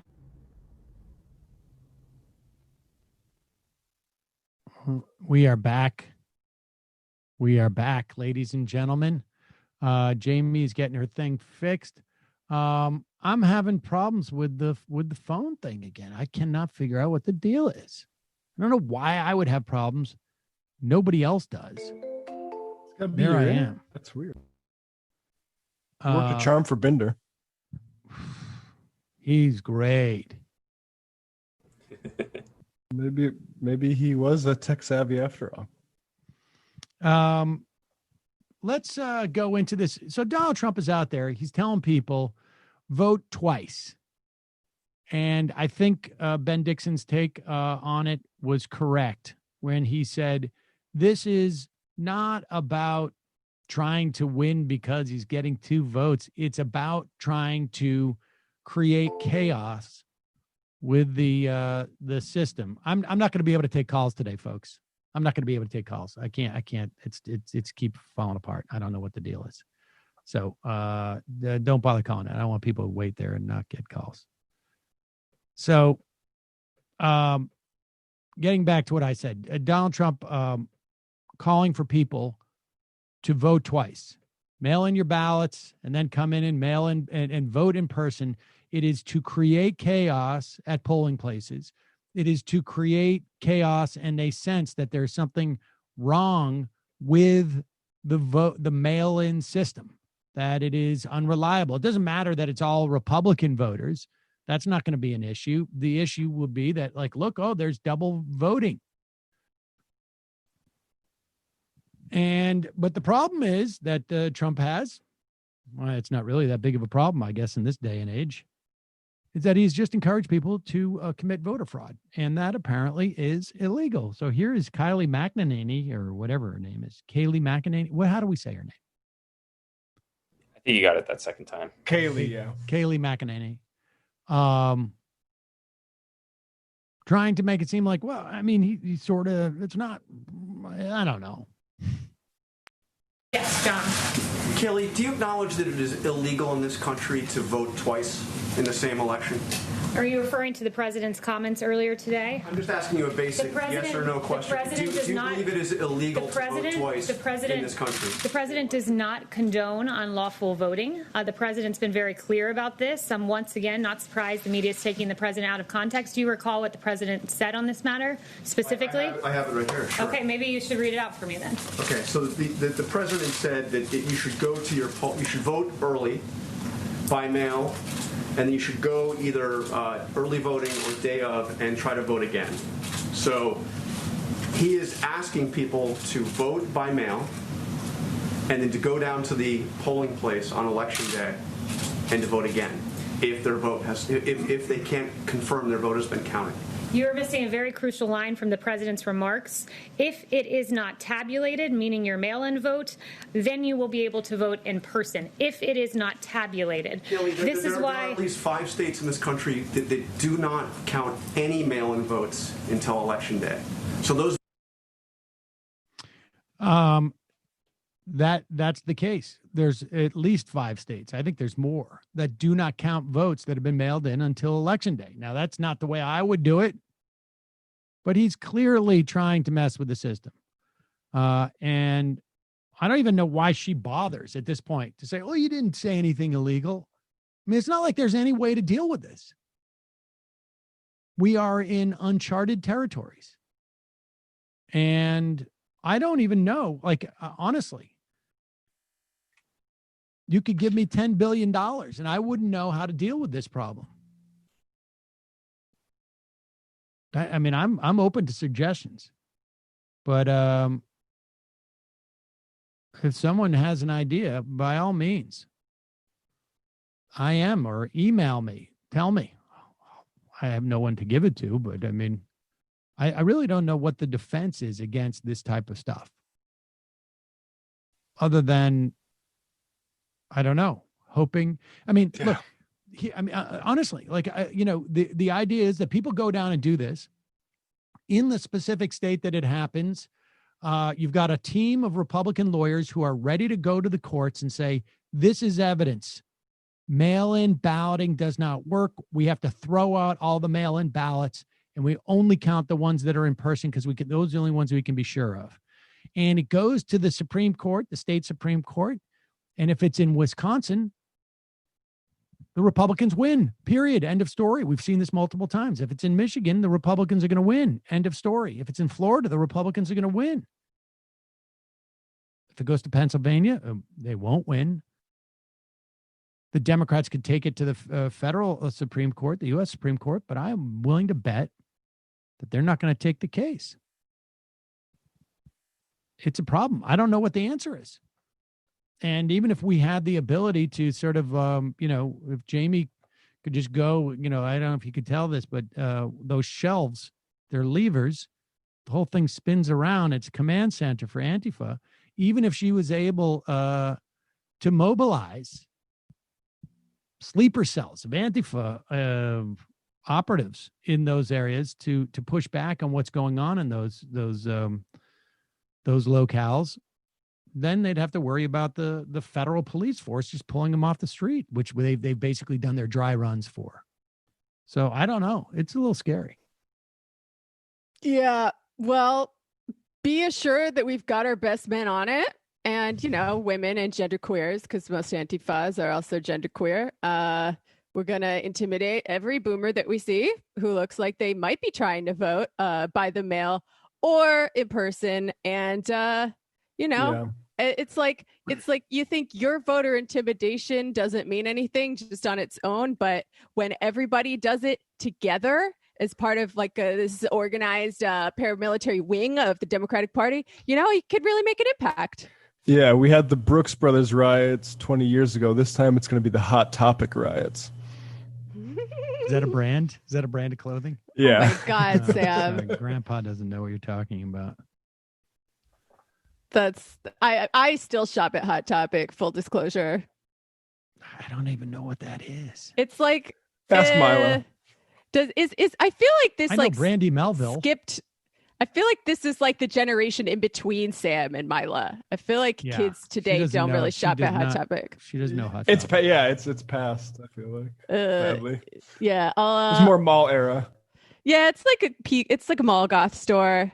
It's like where you go when you're a kid in the early 2000s and fight with your mom because you want some bondage pants and she thinks they're inappropriate. Fair enough. I mean, but guess what? Now you can buy it all you want. I can buy it all I want. And the clothes, turns out, are very stretchy because they're made for growing teens. So the fit is very forgiving, which I like. There you go. Here's Tucker Carlson with a theory on why you need protests. Because Democratic voters, I guess, in these urban centers are lazy. I wonder what he's trying to get at here. The key for any political party that's trying to hold power is getting its voters to the polls. It's not complicated. But this simple act has always been a problem for the Democratic Party. On average, Democratic voters are much less likely than Republicans to vote. Many of them can't seem to make it out of bed in November. Democrats are also, surveys show, less likely to know much about the issues. They buy the bumper stickers, they don't read the books. For these and other reasons, getting Democrats to vote on Pause election it for day one requires second. enormous... I'm sorry. I would like to see the data on that relative to conservative voters in terms of knowing the issues. The issues for the conservative voters are the suppression that we are suffering from the masks and the white white victims of racism. I mean, we may have a different approach as to what the issues are, but go ahead. Read the books. For these and other reasons, getting Democrats to vote on Election Day requires enormous effort. Sometimes it requires financial incentives like walking around money or giving free cigarettes to the mentally ill homeless. Sometimes, under extraordinary circumstances, convincing Democrats to vote requires race riots and a nationwide fear campaign. Unfortunately, that's what we're seeing right now. The only way to understand the last 3 months in this country is with the presidential election in mind. This has been the most radical and ambitious get-out-the-vote operation ever staged in a democracy. Politicians are now saying and encouraging things that could easily destroy the country, things that could fracture the nation, divide our people forever, turn this beautiful, happy place into a permanent maelstrom of angry tribalism. That's happening now. Why? Well, only for one reason, so that Democratic voters will be angry enough to vote against Donald Trump in the fall. That is at once the slickest sort of revisionist interpretation of the past 3 months and stupidest one that I could imagine simultaneously. There is only one party that I think largely has the opportunity to and has taken it at every turn to weaponize these protests in terms of getting people to vote. Every single day, Donald Trump talks about these Antifa and these BLM protesters are coming to the suburbs and you got to come out and vote because Joe Biden's America is not going to be safe. There is no rational way in which anyone thinks that these protests are going to enhance Joe Biden's electoral chances. No way. Well, did Joe Biden just release a law and order ad as well, saying that of course this unrest is the fault of Trump because, you know, Trump is the first racist president that we've ever had. And Joe Biden's he's gonna turn down the temperature. He's going to put everyone back to sleep. Yeah, he's got to run defensively on this. He's got to distance himself on some level from this because it's a liability. And I mean, he can't even maximize it. He can't maximize the electoral potential like in a way that Donald Trump at least is attempting to do. I mean, this is, Tucker Carlson is such a liar. I mean, he is so disingenuous. It is really, really impressive. Really impressive. They get the votes based upon, giving out Lucy cigarettes. Yeah. And race riots are the only way to get the poll. I mean, we know what he's talking about here, right? I mean, come on. Yeah. I would venture to guess he's being racist. if I had to say. It's almost like one of those things where it's like if the day ends with a Y, chances are Tucker Carlson's show that night, the night before, and the night that you're saying that. If it's a weekday, there's going to be at least one or two racist tropes. That's just the way that Tucker rolls. Mm-hmm. But that's just, I mean, he's smarter than that. Yeah. Yeah, I mean, I would guess a lot of the people going out to protests or riots or whatever hate Donald Trump, but you're not going to find a lot of Joe Biden fans either among the radical left. Jamie, let me ask you this. In terms of things that are exploitive, for something to be exploitive, can it be something that you are interested in doing Can you still be exploited in doing stuff that you're interested in doing? I do it 4 days a week. There you go. There you go. I'm going to assume it's something other than this show, but for the sake of the show, there you go. Your work is being exploited. Thank you for that comment, because I am now about to increase the value of that comment and profit off it by showing you this video of formerly Superman. Is this Will Cain? No, not that Will Cain. Here's Will Cain on Fox and Friends talking about how college sports is not exploitive because college athletes want to play. Can I say one more thing while we're on the note of sports? Pete, I just saw your interview with Randy Wade. I just wanted to say this. His son, Sean, is phenomenal. He'll be a top 5 pick in the NFL draft. His career will be fine no matter whether or not they play at Ohio State this year or not. What I find fascinating about that interview, Pete, is that there's this idea that college sports is exploitative, that all these guys just want to get to the pros and they got to get off the awful college sports environment. These guys are trying their hardest to get back on the field. Regardless of whether or not they get paid, they want to play. I think this pandemic has revealed the value of college sports. The idea that definitionally something can't be exploitive if the athletes want to go and play is just absurd. That's not where the exploitation comes in. They're not being he's confusing the word like coerced or forced with exploited. What's happening is these guys have a love of sports. Many of them may want to go to the professional sports. Many of them want to just play. And what the colleges are doing is they're turning around and they're making millions and millions of dollars. And these kids are going out there, they're playing. And if millions and millions of dollars weren't being made, there would be a lot more protections for these athletes.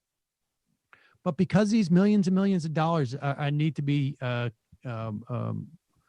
earned, I guess, by the colleges, or at least accrued by the colleges based on the backs of these unpaid workers, it's exploitive. I mean, look, all labor under capitalism is exploitation. Definitionally, that's not a value judgment. It's just a fact. The value that you're creating for your employer is greater than the amount that they pay you, basically. And these guys are not even getting paid. So am I right about that? I know nothing about sports. Nothing. So, the defenders would say they're getting paid in an education, and then some of them are definitely you're getting services in kind. Yeah. So I guess it's sneakers. Same principle, only I guess a little bit worse. But yeah, it's exploitation. That's not a value judgment. But if you think that's a bad thing, maybe look into that a little bit more. Yeah, we had that. I forget what that. I was trying to figure it out which pre-record it was, but we had a guest on that was talking about like Thoreau and just like the nature of exploitation as it's just it's a concept you need to grasp without assuming it's all about moralizing and fairness. And just because you like your job doesn't mean you're not being exploited. P.S. Some people like their jobs. Some people don't like their jobs. Some people have a complicated bundle of contradictory feelings about their jobs that change from minute to minute. But the basic relationship remains the same. Got to make money for those capitalist overlords, ladies and gentlemen. Mm-hmm. Although, for some people, it's unclear. Gonna do some breakdown. Like, I just see Brendan's name there. He's not doing anything as far as I can tell right now. What?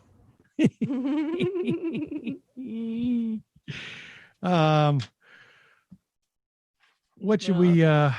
Which one of these Charlie Kirk clips should we play, Brendan? I think the Wednesday one's better than the let's do this Thursday one. Here's Charlie Kirk. He's it is sad. We see this a lot in in Hollywood when a child star sort of goes through a growth spurt and is no longer cute anymore, and they can't get the same work that they could before. What Charlie Kirk realizes that his big benefactor passed away of COVID recently. And B, that he also probably realizes, like, I don't know if I'm going to be able to sell I know what's going on with college kids and for much longer. So he's launched his show. And of course, when you launch a show on the right, you need to be as extreme and ridiculous as possible. Otherwise, nobody pays attention to you. That's the currency on the right. Here is Charlie Kirk talking about the kid Kyle Rittenhouse, the 17-year-old kid who went down to a protest with a semi-automatic weapon and ended up, can you imagine, shooting 3 people, killing 2? Huh. I think when the president is asked about it, he should not betray Kyle Rittenhouse. I don't. I did a whole podcast on it. I said that 2 things. Kyle Rittenhouse probably should not have been prowling the streets with an AR-15 at night. Not a good decision. But the police should have been able to do their job, and the National Guard should have brought them in earlier. Kyle Rittenhouse has been indicted also for illegally possessing a firearm under the age of 18. Okay, he might be guilty of that. I don't know. We'll see what ends up happening. However, this garbage of first-degree murder, it's self-defense. It's that simple. He's being chased down in the streets and hunted by other vigilantes. He was not a vigilante. If Kyle Rittenhouse was doing the hunting, then fine. That's completely different. But I actually think that people can see in that one instance what happens when lawlessness allows to reign on the streets. Kyle Rittenhouse, I'm not going to say he did nothing wrong. I think that's a wrong way to put it. But he did not commit first-degree murder, and he should not go to jail for the rest of his life. He should get a misdemeanor felony. A misdemeanor felony for killing 2 people. You know, I don't know what you call it when you go to a protest with a weapon. I suppose if it's like it's a I suppose there are limited instances where you could say we are protesting, our Second Amendment rights, and so we're brandishing our guns in a very careful manner. That's not what this guy was doing. This guy was locking and loading, getting ready to go out there and get into a fight. That's what he was doing. The idea that he was protecting, property is absurd. It's an absurd endeavor, but this is that USA Today article I keep talking about, where numerous people have said Rittenhouse was making people uneasy, even more so than the average militia guy that was out there on the street that night. I mean, a couple of people cited him as like somebody they need to stay away from. One guy on the Daily Caller video that's still up at the 3-minute mark, it says, hey, you're walking around asking everybody if you want medical treatment now. Like 5 minutes ago, you were menacing me with your gun. And the Daily Caller is a right-wing organization, correct? I would categorize it as such. Yeah. I mean, so you've got a guy who's going around menacing with his gun. I mean, I almost think it's definitional, frankly, if you go out there with a gun. But, a jury will decide if first-degree murder is apt there. If he had some type of premeditation that he was going to kill somebody, or I don't know what the standards is in that state for first-degree murder. But it's very hard to argue that you're going down there with a gun and you're thinking like, I'm not going to need to use this, or I'm not going to want to use it, particularly when his behavior says otherwise. But here, we still playing this thing? Did not commit first-degree murder, and he should not go to jail for the rest of his life. He should get a misdemeanor felony for illegally owning a firearm under the age of 18, which, by the way, basically every single gangbanger in Chicago owns a firearm illegally under the age of 18, okay? So that's not exactly a newfound criminal violation. And then he also, I think there was a hashtag reverse racism weapon. I don't think he should be charged for that. I think he should be charged for a misdemeanor felony, if that, which, by the way, would just be community service, slap on the wrist, and maybe a month in prison. Not an indictment for first-degree murder. First-degree murder, it means premeditation, cause, means, and how you pull it out.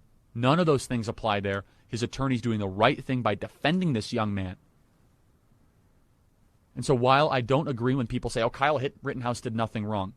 Look, again, I can't say that. Maybe he owned the firearm incorrectly and all that.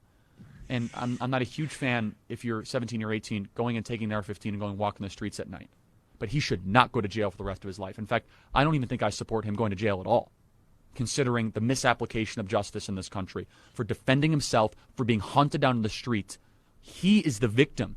He was being hunted down in the streets and whacked across the face, and the person who did that, according to a friend of his in the hospital, said, "I wish I would have killed him."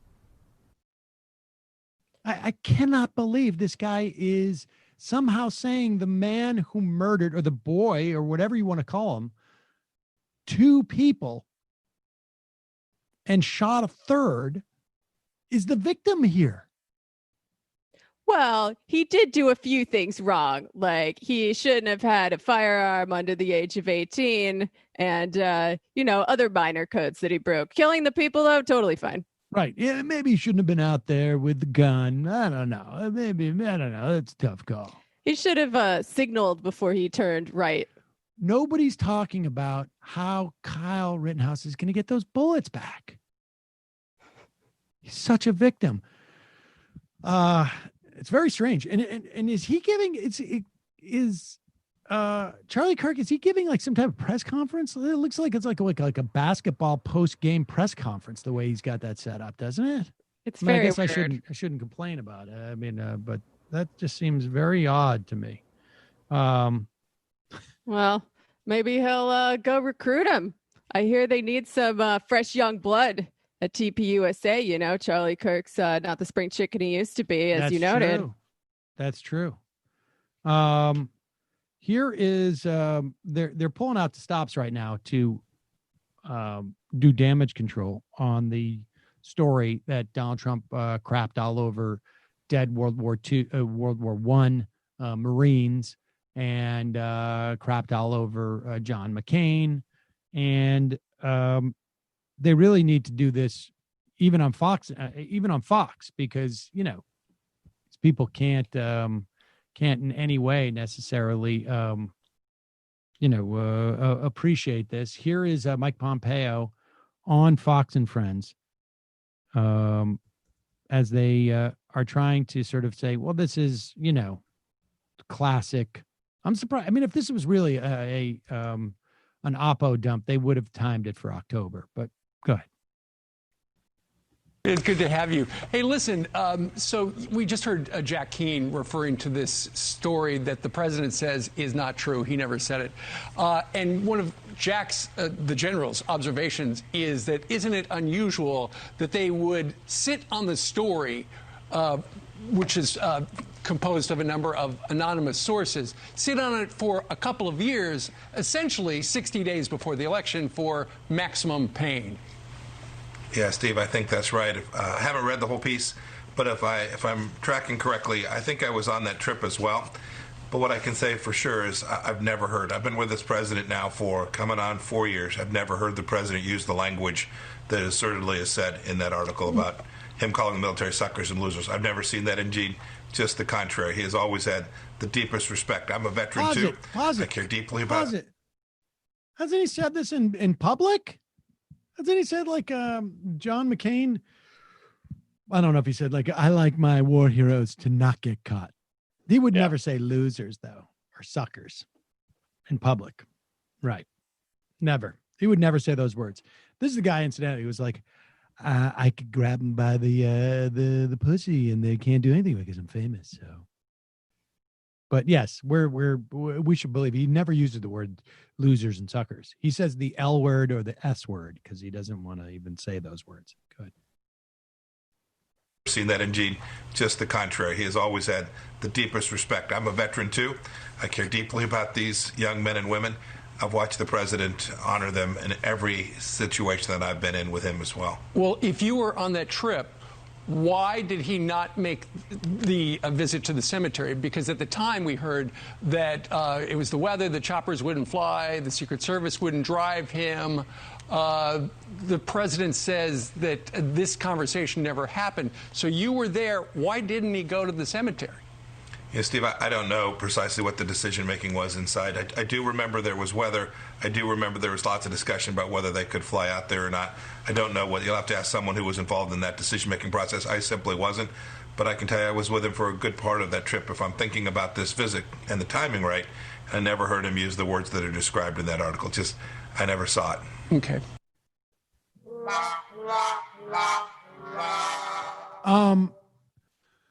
So even Pompeo will not answer that question as to why he didn't go to the cemetery, because it was about his hair. He didn't want his hair to get wet in the rain.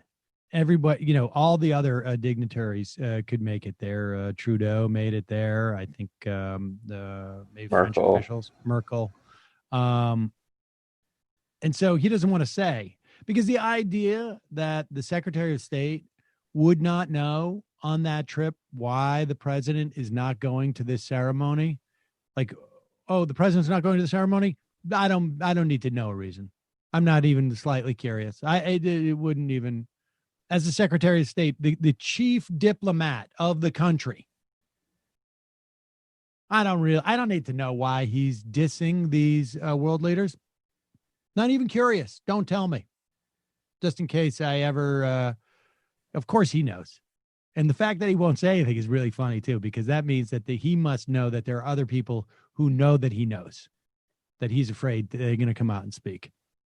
I mean, there's no reason for him not to lie in that moment like he does in other moments, except for the fact that he knows that if he lies, that he's going to get caught in that lie. Well, that's fun. Yeah. Oh, hey, this is a little bit sad. Jamie, we've all, I think everybody out there has been through one time or another romantic troubles. I know that you and I both have had, not together necessarily, but I'm saying it just in general, have had romantic troubles, and you hate to see it. You really hate to see it. And now, of course, it's reported that Donald Trump said that John McCain was a loser. And why are you dropping the flag to half mast? Because he's dead, and we shouldn't, let's cancel the funeral. We're not doing anything of that. And I feel compelled to say that Jeffrey Goldberg's reporting on this looks like it's maybe taken a little bit of hits lately, but we can continue on with this story anyway, because I think it's important. Oh, it is? It's taking some hits? Well, yeah, but we know what Trump said publicly about McCain. And here is Meghan McCain tweeting out about this. And she writes, this never stops being incredibly painful, triggering, and it rips off new layers of grief that wreak havoc on my life. Aww. I wouldn't wish any of it on my worst enemy. Truly pray for peace for my family, our grief, and for this country. But then Meghan McCain, she must have support from friends and family, particularly her husband. This guy, Ben Dominic, the plagiarizer. Didn't he get busted plagiarizing? I think so. I'm confident I have better sources within this White House than Jeffrey Goldberg, and I expect that upon investigation, his anonymously sourced story will live up to the quality we can expect from the Atlantic under his leadership. Ooh. Wow. That's, I think he's saying that the story's not true. But, come on, Ben. We know what Donald Trump said about your father-in-law. I can't believe you're doing this to Meghan. It's sad. Incidentally, we should say that that was Love Story, played by John Benjamin. That's why you probably can't recognize anything that was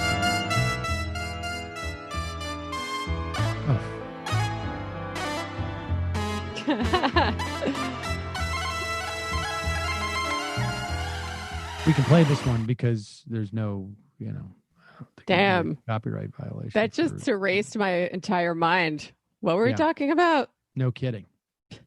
No kidding. All right, let's do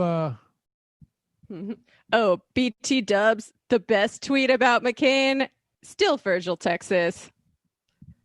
Look it up, folks. It's good. The John Wilkes Booth Project. Cops are throwing fuel on the fire of political violence. Reinhold should have faced due process like Rittenhouse, but now it looks like we have the making of a left-wing Ruby Ridge. Ish. Yeah, 30 to 40 shots fired in the apprehension. Really? Yeah. Jesus. It seems very fishy to me. Yeah. Someone get Brace Belden on the case. I wonder. But the John Wilkes Booth project brings up something. I got mixed. Well, first of all, a lot of people enjoyed the interview with Stuart Stevens, and just both because they like I think the certain amount of conflict, he, I think, more or less stayed on message. There was a couple of moments, I think, where I got him off track a little bit, and he may have shared a little bit more than he wanted to in some respects. We also got emails, not many, but a couple, from people who are like, look, they're helping defeat Trump. Don't be critical of them. Just all things being equal, and they're not, but just even if that was true, that they're helping to defeat Trump, but they may be. I mean, I think it's an open question. There's no one that listens to this show who is one of those voters that they supposedly are appealing to, with all due respect to this audience.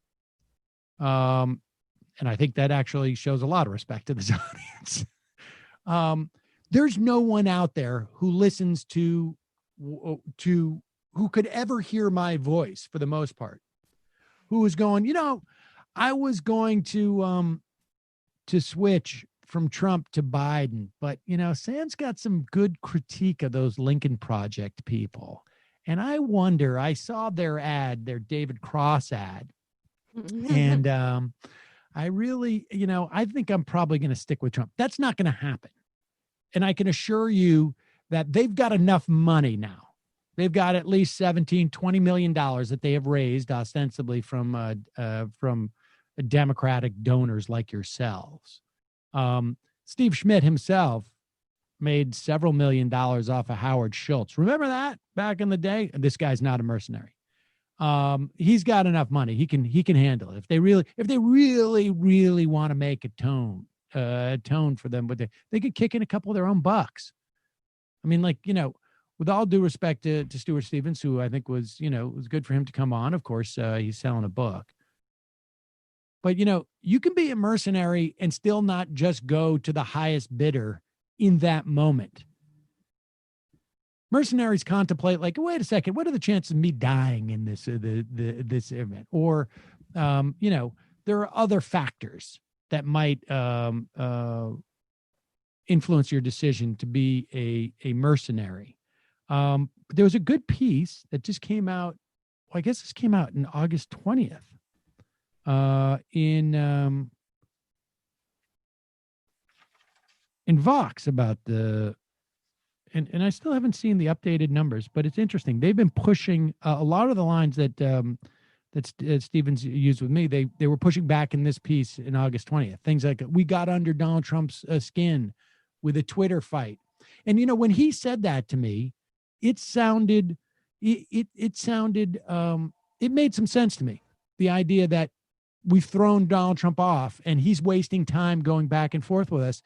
But as I thought about it more, there's an assumption that's built into that Donald Trump's campaign is like any other traditional campaign, that you want to be pushing out your message. And any time where you're, attacking people that aren't on message, it hurts your campaign. But I'm not convinced that attacking people isn't his campaign, is inconsistent with what drives the appeal for him amongst his supporters.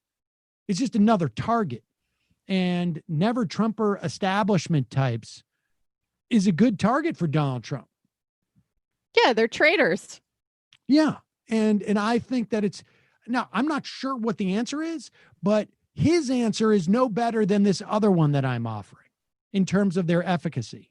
Here's a couple other facts that I didn't know about at the time. I wish I had seen this article, to be honest with As of August 20th, they had spent less than 8 million of the 17 million that they earned in the second quarter of 2020. They're on the internet, the ads, and they're on Twitter. But as Dan Pfeiffer from, I guess he's, what are the guys on Pod Save America? I didn't realize that. I believe it's pronounced Dan Pfeiffer. Pfeiffer. They're not as helpful as people think. He said their most barbed ads, which tend to generate the most attention and virality online, are the ones least likely to convert an undecided voter, which I think is true. They also apparently, this is interesting, of the $8 million that they had spent as of this article on August 20th, 2 million were spent in Washington, D.C. Another couple 100,000 were spent in New York City. And who are those ads aimed at there?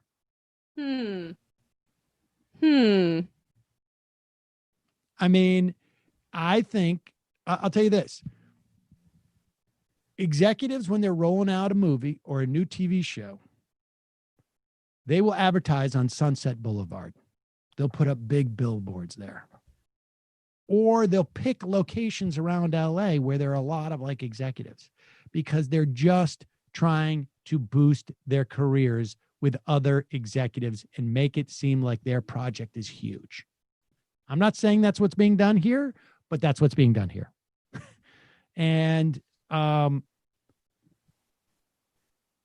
according to them, if Lincoln Project can distract Trump by focusing on them or their ads instead of doing something else, it's worth it. And they say it's working. They point to Trump tweets mocking the group, for instance. What is it that Donald Trump's got to do? Like, is there ever been a time where people are like, if we can only distract Donald Trump, he won't have the same efficacy. He's busy so much time. Like, distract Donald Trump. He's constantly looking for distractions. He's constantly looking for targets. He cycles through new targets every single day. That's what he does. The idea that he's attacking the Lincoln Project, it just, I don't know. It's like, what's that doing? It's keeping him from attacking Kaepernick. I mean, like, what is it exactly? It's no, like, I don't buy into that theory that that's helping. Now, he is a powerful poster. He can attack them and Kaepernick in the same day. He could probably do it in the same tweet if he wanted to. Mm-hmm. He's just that good. A Democratic operative says it's cynical self-promotion. The operative argued that Schmidt and company are trying to reach political and media elite in Washington and New York, not to influence their votes, but to burnish their reputations. This is not an accident that they're not talking to voters. And it may be the case that they could have gone to Donald Trump and said, give us $1 billion and we will run your campaign. Or maybe they couldn't have done that. But it also may be the case that they're thinking like, hey, we're going to, there's a time to reap and there's a time to sow. And now is our time to sow. But supposedly they're going to ramp up their ad buys. Supposedly they're going to start buying them in swing states where theoretically, if what you were doing was 100%, we're not giving any thought to down the road, 100% going to make Donald Trump win. And who do we talk to? We're talking to the John Kasich voter, let's say, right? I mean, presumably that's who they're talking to, right? We're talking to the undecided, the people who are decided. Then why wouldn't you be playing? Why wouldn't you be playing these ads in swing states? They have not gone after any of the swing states yet. So I'm a little skeptical. But look, even if I stipulate that they're doing great stuff, my theory that they're trying to rehabilitate themselves and they're trying to have influence in a post-Trump world, and that means influencing Democrats, still is a valid warning. And any critique I give of them, guess what? It's not going to make a difference one way or the only value of my critique is to warn Democrats. It is not going to prevent a single vote from being picked up by Joe Biden. And this is incidentally also a corollary to the idea that we got an IM, I haven't just flew through, where someone said, you need to promote Joe Biden more. And here is my answer to that. I think there's some decent-ish policies he has, like his not quite Green New Deal is better than nothing. I have been quite specific that I think everyone in the sound of my voice should vote for Joe Biden, and to the point where even in a blue state, I am contemplating voting for him because I think there could be value in running up the votes. But progressive hosts don't need to pretend that Joe Biden is something that he's not. If anything, the thing that will keep people from going to the polls is me going out there and saying Joe Biden's a progressive hero. And the cognitive dissonance between what people know about Joe Biden and what I've said is enough to say people are like, well, I'm getting snowed here. So I would say wrong.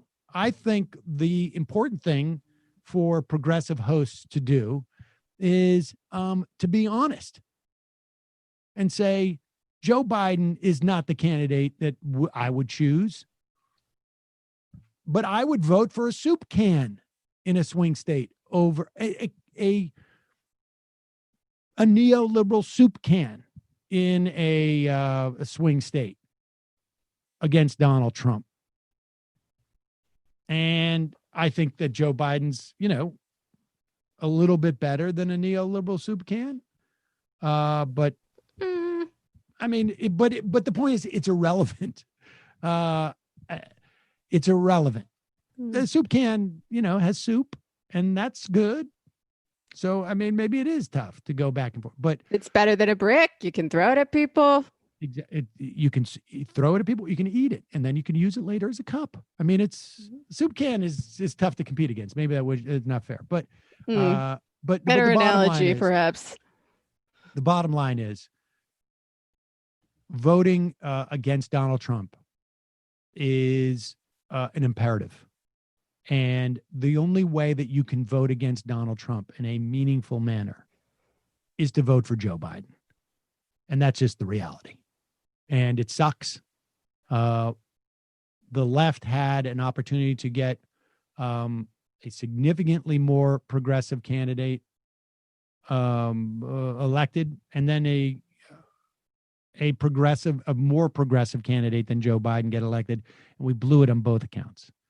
So this is what we're stuck with. But the idea that a Donald Trump presidency is anything but a disaster for the country, a disaster for all the people that progressive and socialists and leftists are theoretically fighting on behalf of. And even, I think, for growing the left, it's a disaster on all those accounts. A Trump presidency. Decades before we recover from that. I think decades. Yeah. Just structurally, there's just no room. I'm less convinced than you are that there will be a major difference between Biden and Trump. However, I think there could be, and Biden certainly couldn't be worse. So people are mad at me for saying that, but that leads me to the conclusion that you should vote for Joe Biden in a swing state, oppose him from day one. So that's pretty good coming from ultra like me, I think. That's right. Well, I mean, again, also ultra leftists are not going to decide this election. Sorry. It's just a fact. Most of the people who are going to decide this election by turning out or not are not watching this show right now. That's right. I would agree with that as well. I would agree with that. And if you cannot bring yourself to work for Joe Biden, which I understand, work for a local candidate that you think embodies your values. Because if you get people to vote for that person, chances are they're going to vote for Biden. Mm-hmm. Well, that's not why you should do it. You should do it because you like that candidate. But I can tell you that the bank shot of that is you're driving out turnout for Biden, because I definitely think, and this happens, the local candidates, coattails can go in both directions. And I would imagine that there's going to be, the coattails are going to go in that direction as much as in any other direction too. All right, let's take some week-ending IMs, and then we will wrap it up in a couple minutes. Gregory, I didn't shower either. Team Hog Body Sweat Boys. Great. Love David Cross. Think someone like Tom Segura or Tom Dillon would make a gnarly commercial. Cool, Steve. Sam, when are you going to have one of the Chapo guys on and slap them around a little bit? Oh, I do that at over the weekends. I do that. I slap them around. Mm-hmm. They've been crapping on the idea of voting for Biden. Well, I think we're going to have Virgil on soon. Is he still on? Yeah. He's in the calendar. Okay. Dr. Chaos MD. Holy shit. Cops are now not only supportive of right-wing extremists because they're friends and colleagues, but are now likely acting as hit squads on their behalf. I will not believe anything the cops say about the killing of Michael Reinhold. It does not have accompanying unedited video or multiple credible third-party accounts. Police have no credibility on their own. Also, I know we joke about who's in charge of Antifa, and if it's okay with Jamie, I would like to take next Wednesday off. But in all seriousness, who do you think Barr and DOJ are going to use as patsy and crucify in the run-up to the election? That's a good question. That's a good question. Definitely not a podcaster.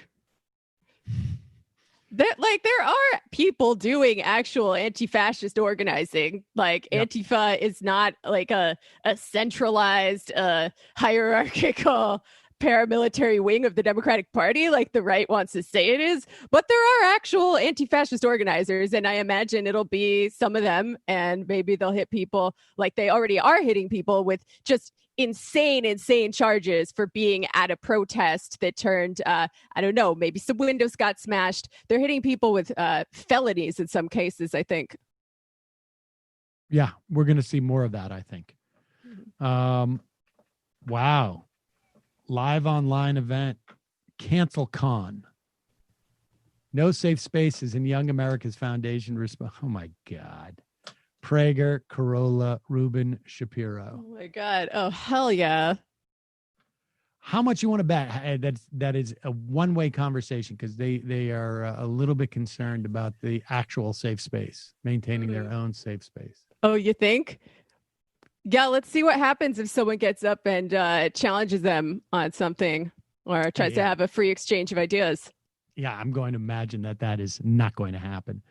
Meanwhile, Sean McKelvey is saying that in Texas, tweeting out Texas poll on the data progress +3 in Texas. That's nuts. First off, their polling has been very good, but I would be really surprised if that's the case. But it does. It's interesting because Cornyn's up by 6 too to his opponent, MJ Hager. I gotta think though, if that's going to have, I don't know. I need to dig into the numbers to see like what happens down ballot, but just the idea that those numbers are out there means that they're going to have to deploy resources to Texas. The Republicans are, and that's good. Chris Crispy. Hi, Sam. Something that I think is badly missing in the left's brand of politics is a sense of civic nationalism or classic American patriotism. Every successful American political movement, good or bad, at some point has embraced this to win power. On the left, we see the habitual atrocities and exploitation that our country has perpetuated, often in the name of patriotism, and see the country as essentially problematic. Yet we're looking to gain power in it. But if we want to get past 30% and capture the broader public, we'll have to get boringly patriotic to make the movement approachable to normies. We don't have to be jingoistic, but we can be appealing to classic American symbols and ideas that most people take pride in and draw comfort from.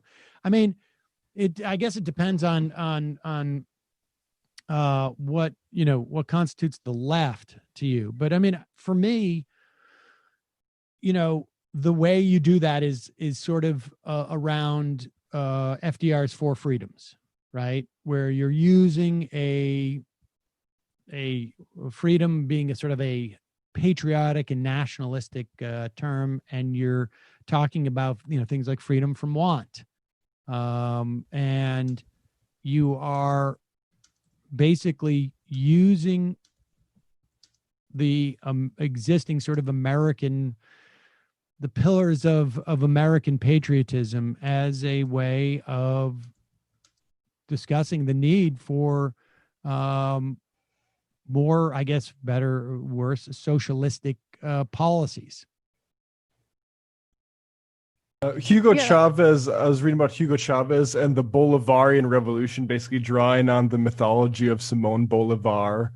And then Evo Morales sort of picked up on this too. I mean, I think those sorts of mythologies are important, but I think they're going to have to be new types of stories and new types of like patriotisms. They're going to need to be seriously reformulated, but I don't mind some of that, but I think it has to be like, discovering the radical Republicans, for instance, like that type of patriotism. I mean, okay. I think nationalism is always a bad idea and it is always negative in its outcome. But different people on the left are going to approach this differently, right?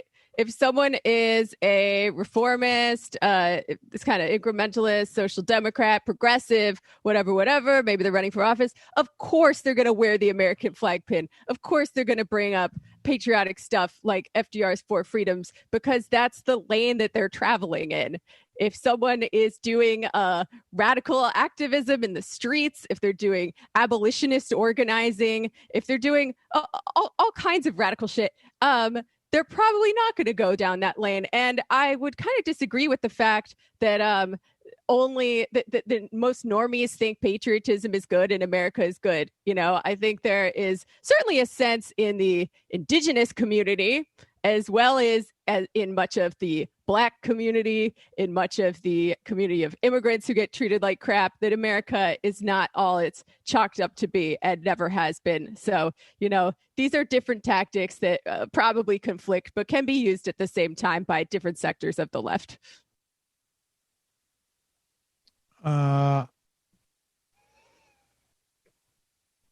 Sam's tasty Semitic snack. Like a fresh bagel with lox, onion, and capers, nothing beats the Majority Report. Just became a Cernovich can kiss my ass member because I don't know where I would be without the whole crew over this lockdown. Well, thank you for that.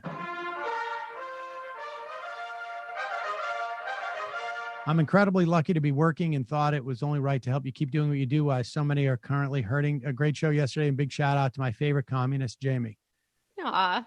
Sandino, Thank you. Sam, really loved the show Wednesday. Easily one of my favorites in recent memory. You were really sharp during the interview. Additionally, I couldn't stop laughing at the segment about Russ Thor Wade and the supposed Antifa travelers. Kudos to you and the MR crew for a great episode. Keep up the good work. Thank you. That's nice.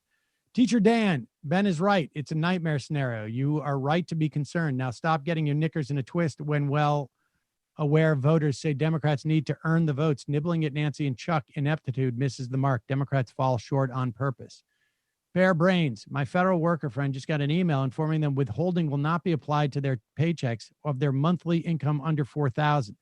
They have no option to opt out, and were straight up told the withholding would be owed at tax time. They would. Okay, I think your thing got mixed up, but yes, they're doing this with federal employees. They are going to defer their withholding. So on some level, like, I think, the best advice I could give people would be, take that withholding out of your check, put it in like your savings, because you're going to have to pay it later. Maybe put it in a CD for 3 months and you'll get, but Buffalo Tom fan. I remember Reagan firing the air traffic controllers. Does Trump have the authority to fire all postal employees? If so, he's definitely not going to do that the last week of October. I don't think so. Rittenhouse mom should be tried as an accomplice. 3 more of these and then we're out of here. The other Biden. Secretary of State for Wisconsin, Pennsylvania, and Michigan are all Democrats. So at a minimum, let's hope they won't certify the election if there are unopened ballots waiting to get counted. But yes, this is scary. They appear to be trying a coup. Ryan Cole, I think Biden could win California alone by 10 million votes if there is a big turnout there, as should be given Trump. The worry is that the 3 Rust Belt states that gave it to Trump in 2016. Also, Charlie Kirk, there are felonies and misdemeanors. There is no such thing as a misdemeanor felony, which you might have learned if you went to college. Did he call it a misdemeanor felony? No. I heard that and I'm like, that seems new to me. But he did say that, yeah. It should be a misdemeanor felony? How did I miss that? Those are literally 2 gradations of criminality. That's where your law training comes in. I don't know if I took crim law. I think I did. Maybe. I don't think so. Q for short. Sam, I struggle with eczema as well and took your advice and got the CBD salve, but haven't had as much luck. Oh, I'm sorry to hear it. I've tried it in joints, pipes, brownies and bongs, but no, look, am I doing something wrong? No, you got to rub it on there. And the final I am of the day.